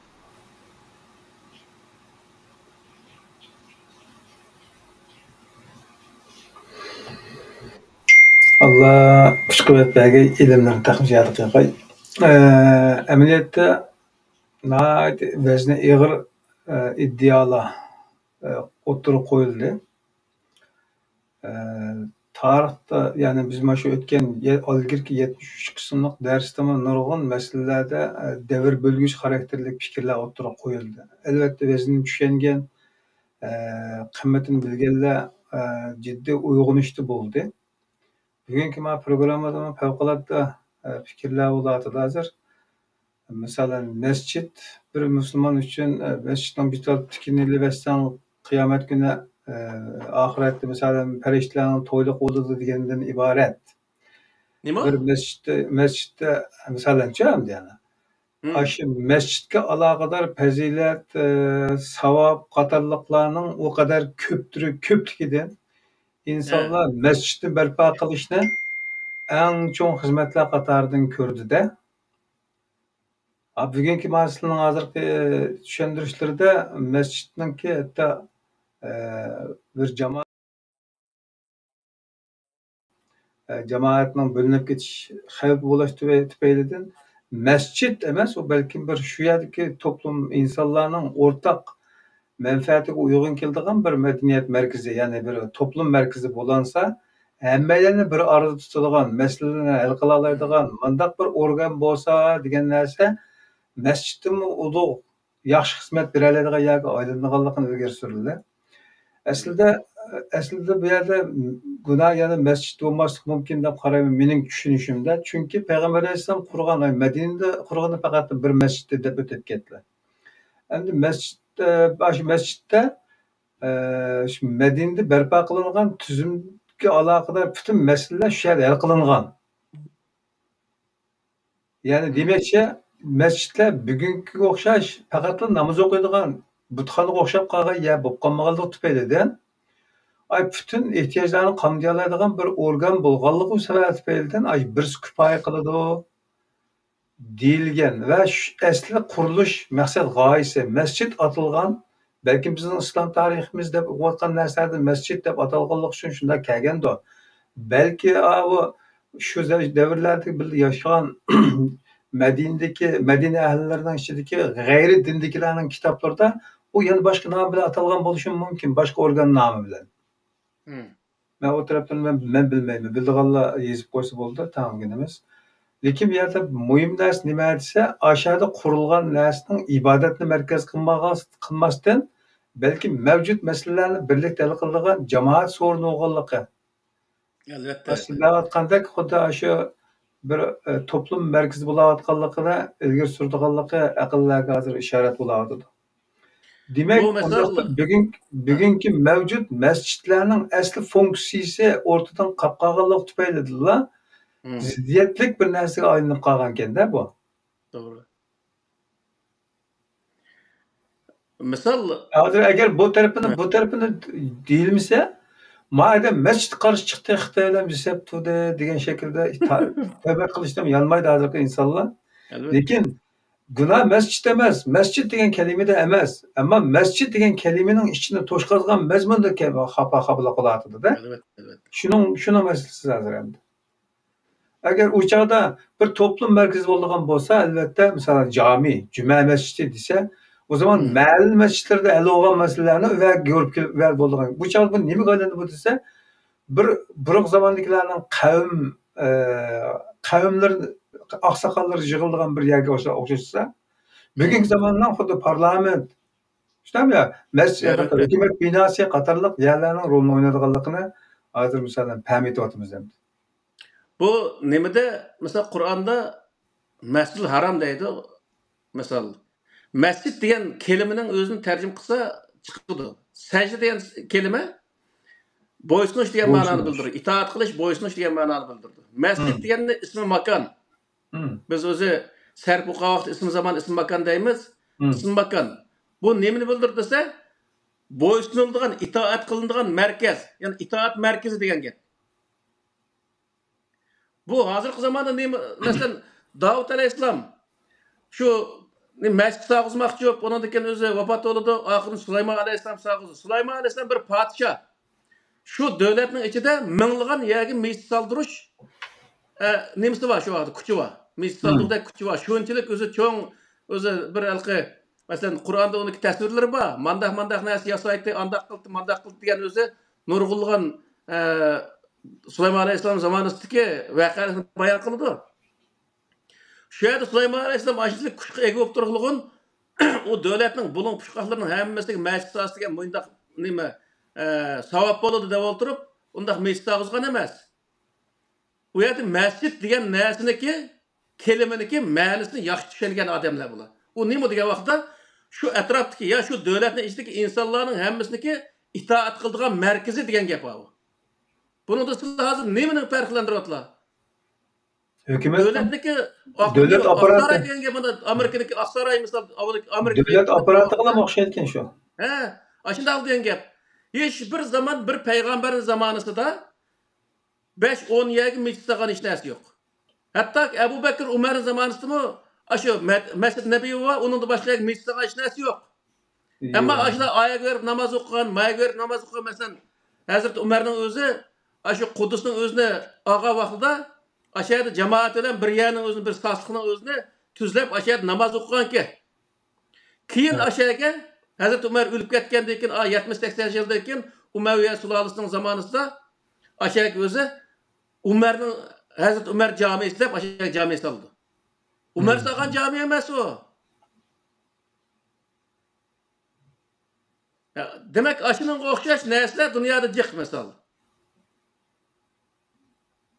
Şoňa ilki o zamandaki sahabalarni, mesela şu Umayya sulalası hakimiyetini qo'lga olgandan keyin bu şu Suriyani merkez qilgan vaqtida şu Suriyadagi bir yerning o'zini Damashqqa yaqin bir yerning o'zini merkez qilganligi va hattoki o'sha Baytul Muqaddas deymiz hozirgi vaqtda o'shani merkez qilib keyingi vaqtda o'shaning o'zini masalan Subhanallazi asra degan oyatni ashunga ishlatib turib millatga ashun tavob qo'zg'anligi haqida rivoyatlar bor. Bu nimani bildirdi desa, her bir devletniki siyasi merkezini o devlet fuqarolari şu yerni ziyorat qilish deganni a'lo bilgan. Shuning uchun bular nima qildi desa, devletniki siyasi merkezini sen mushani qilsan, bizni fuqaro mushada nima qilgandan keyin sen bu yerni ziyorat qilishing kerak deydi. Keyin Abbosiylar sulolasi hokimiyat tortib olgandan keyin Makkani nima qildi? Undan keyin Baytul Haram deb o'shaning o'zini ziyorat qilgan qildi. Misol Uni Umayya sulalasiga bo'ysunganlar burun tortib ziyorat qilib kelayotgan. Ammo keyin qartashni akilib qayta o'zi Abdullah ibn Zubayr Ka'bani sog'gandan keyin u yerda qayta u yerni ziyorat qilish boshlangan. Bu jami to'g'riliq, meshit to'g'riliq to'xtatilgan bo'lsa, hozirgi vaqtda insonlar texmbek o'zi bir holga tushib qoladi. Ammo bu tarixni o'qisa, butun payg'ambarlarning Musa alayhisolamniki nimada Misrda sog'gan masjidi Süleyman Aleyhisselam'daki bu Beyt-i Mukaddes sağızgan mescidi, Peygamber Aleyhisselam Medine'de sağızgan mescidi, bu hiçbir zaman bu peygamberler işten meclisi silişka küçük yetmegende, küçük yetken, o siyasi merkez boğallığı için onu bilgenlik için Peygamber Aleyhisselam'daki mescidin yeni gayede bir 1-2 kilometre yege bir meclisin sevağa vaxtında mescid zirar deyip Kur'an-ı Kerim mehsus onun otoğruluk ayeti var. Mescid zirar diyen özüne bu zararlik mecliyet. Degan o'zi nam ataq bilan uni o'zini tüptüz qilib atadi. Demak, o siyasi merkez ishki bo'ldi degan gap. Hozircha desa, hozir masalan Türkiye hükümeti bir tal siyasi merkez. Uning asosicha her bir jamoat bir siyasi merkez o'tirdi. Her bir jamoatning 5i bir siyasi merkez o'tirdi. Vaqt kelsa, ashlar o'zi o'tirish hurriyat qilsa, davlatni hal hosirti to'ydi. Yani öktüçülerinin tayanç küçük aylanıp kaladı yani. Şunun için bu yerde ne dese, insanlarda bölgünçülük olması için bir merkezge itaat kılan vaxtida o insanlar hiç kadar bölgünçülük olmaydı, o devlet mi hem fuqaroga o'xshash muomala qilish usuli bilan muomala qiladi.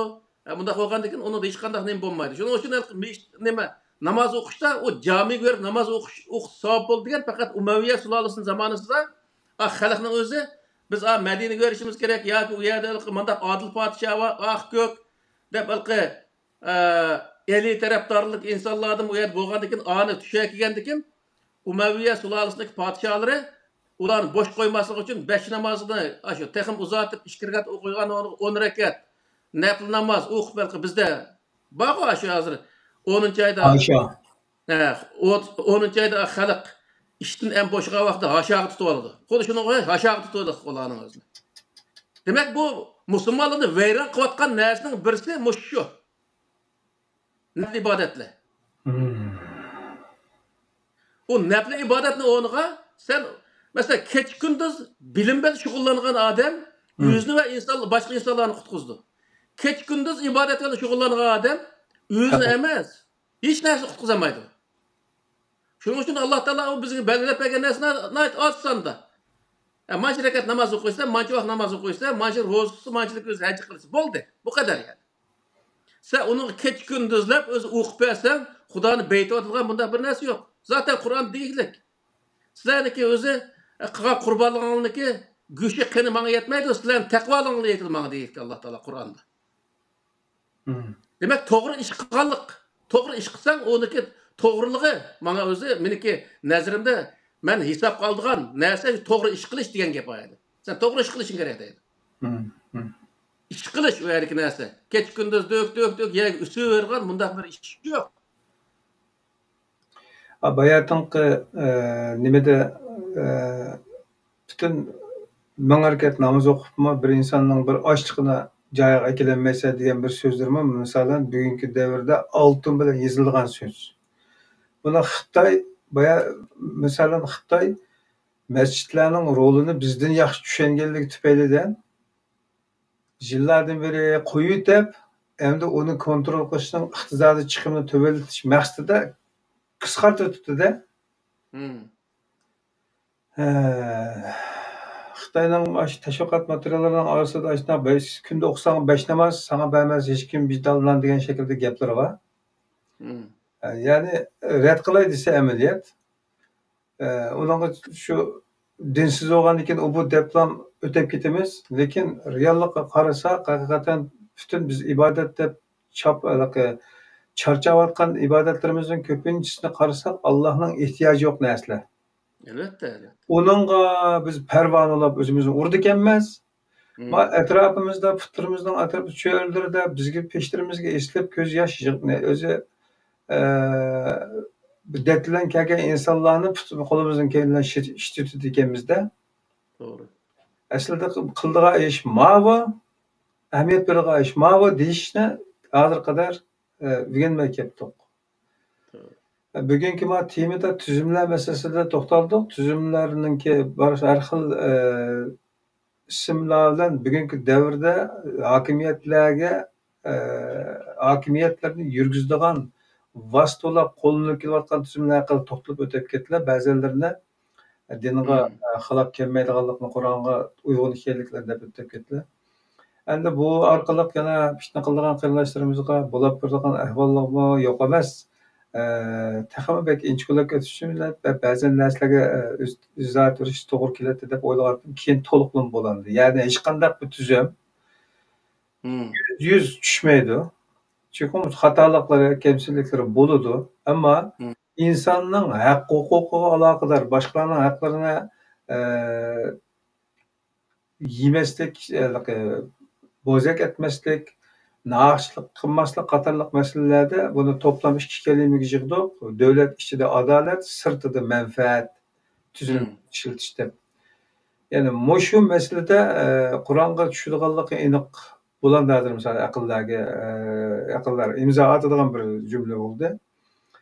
Endi mavjud tuzumlardan haqiqatan davlatlarning Yevropalı, Amerika'nın ya Angliyaning turli jihatlarda farq qilsa-mu, ammo shu davlat tabiatidagi fuqarolarning fuqarolik haqida asosan ko'pinchisi rioya qilgan ekan. Biz da'vatgan shu musulmon davlatlarning, musulmonlar ellarning, sharq ellarininki ko'pinchisi qaraydigan bo'lsak, butun xafalıqlarni tuzumlarning yuchuqlaridan foydalanib turib hal qilgan ekan u zulm qilgan zolimlar. Mağlup olsa şu tam makakalı adamın kinişkisiz qaxtımay. İşte mesuliyet ahlik tapşırıp işte layık masjidlerden süzük ilip mağa degende. Şuna hatalık mı az buladı eken. İntiham bu degen narsalarni mı çiң tutudu eken bo'lmasa intihamda mesela maşinning intihamida faqat bir adam bor da yerimizda. Bir pulni silib man berey sana dese aş adam alalaydı aşına. Aş adam aşına epkitalaydı, yapkitalaydı. Lekin hiç qachon olmaydı eken bular. Çünkü olmaydı eğer özü ne qilsa vaqtga sot qo'yar bular. Ha. Hem bizim beşimiz ötke şu Praga'ga vaqtida chiqamay chegirdan. Sana her birimiz neme $1000 pul veraylik desek, sen bana ikkinchi qilgan bo'lsang, hozir men saqchi chaqirim dedi. Ha, shu. He. Mandaq narsa bu He. yerda aşındaq bu Avropaning nemalari. O çünkü o devletne bular mening devletim deydi ekan. Ko'pinchisi munda jihat sog'lom bo'ldi ekan fikri. Şuna bu devletning taraqqiyoti uchun men bu ishni munda saqlab elib berishim kerak, to'g'ri qilishim kerak. Agar men bunda xiyonat qilsam, bu ish a jihatda munda teshib chiqadi, buning keyingi devletga manda ziyonlarni olib keladi deb, devletning manfaati uchun bular qoida prinsiplarga rioya qiladi ekanda. Albatta. Bizda mana xiyonat qildiganlar desam, bizning sistemda sharqdagi ellarning o faqat o'zining nemisini to'shqizadi ekan, yanchiqini. Devlet bilan kavrolmaydi ekan, u yiqilsa buningga, bu yiqilsa buningga ortib qutula oladi ekan. Shunga chiriklik u bu narsalar tegidan hal olmaydi ekan. Bugungi nimada programmani boshlashdan oldida talab qilgandilar, shu biroz qisqa bo'lsin deb. Men shunga jiq savol so'may dedim. So'ralgan savollarni ko'raman do'stlar qo'yli. Albatta bugungi programmada nurg'un yana vazni ig'ir so'zlar o'tirib qo'yildi. Faqat tafsiliy ko'rgan, muloyiz qilgan, tafakkur qilgan, aqlini ishlatgan insonlar bundan manfaat ola oladi. Tosh to'qmoq qilgan insonlarga hech qachon biz tizilib boqmadik. Qo'ldan kelganini qilsin dardimiz. Helam yana shundoq deymiz, maydonimiz aniq. Chunki maqsad g'oyamizda bizning qandaqdir bir cho'mishga yoki bir qozonga ega bo'lib, undan keyin shayx to'plab, murid to'plab, jamoat to'plab bir markaz qilish planimiz bo'lmaganligi uchun biz faqat bilganimizni yetkazish mas'uliyati tuyg'usi tufayli ham charchayotimiz, kayiyotimiz. Shunga o'zimizning kuch bilan ketyapmiz. Ya'ni tiliqsizligimiz yo'q. Bu yerdan qochib chirib chiqib yo'qolib ketib, bu odam endi paydo bo'libdi deb ma'qul. To'g'rilab qo'ysam. Xo'sh, deslar. Endi anaqa tuzum degani nimaligini o'qituvchi. Endi Qur'oni Karimda mana shu tuzumni anaqa mufattish deymizku, tekshiradigan. Ashunda bir narsa to'g'riliq yeni bir dars qilsak, yani biz keşke voy Qur'onda bor yoki bo'lmasa anda tuzum, manda tuzum deymizku.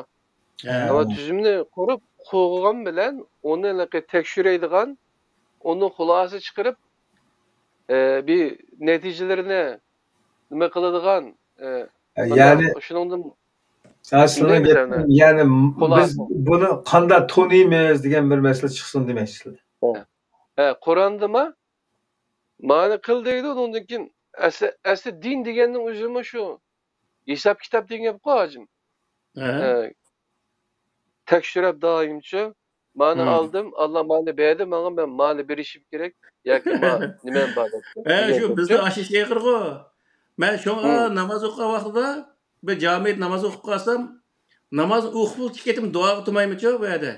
Nima ish qilsa, u yerda xuddi menga ashtaq tuyuladi. 2 rakat namoz o'qiydi. Aka sana men bu 2 rakat namoz o'qib berdim. Endi sen menga ma'ni ber. Ani ber, ma'ni qilib berishing kerak. Ani Xudoga uning o'zini vazifa qo'yib turibdi. Uni hech qarshiliksiz qilgan narsa u. O işimiz to'g'ri men qolsin. Meniki ishim tijoratda mangmayaptimi? Namoz o'qisam men qolamiki? Yoki o'yda jangi jadal jiqaroq bo'lyapti, namoz o'qisam bu jangi jadal to'xtab qolamiki degandek bundaq narsalarni umid qilmaslik kerak. Xolis niyatda o'qish kerak o namozni o'zini. Shu namozni o'qiysa, Xudoga ani va ma'ni va deyishga hech qanday haqqing yo'q. U yerda dalga qilgan duoying nima degan vaqtda, Xudo mush namozni men o'qidim, agar xato yerlari yo kam bo'lib qolgan yerlari bo'lsa, ketiyogin deb tilashdan boshqa hech qanday bir narsani deyishga haqqimiz yo'q. Şundan kelar saatlik derslarda aşağıda qandaq tekshirish, o'zimizni tekshirish, Qur'onga asosan yoki shu tuzumlarga asosan-chi. Shu to'g'riliq bir dars so'zlab bersizlar degan nimani demoqchi edim, Bo'ldi. Bo'ldi.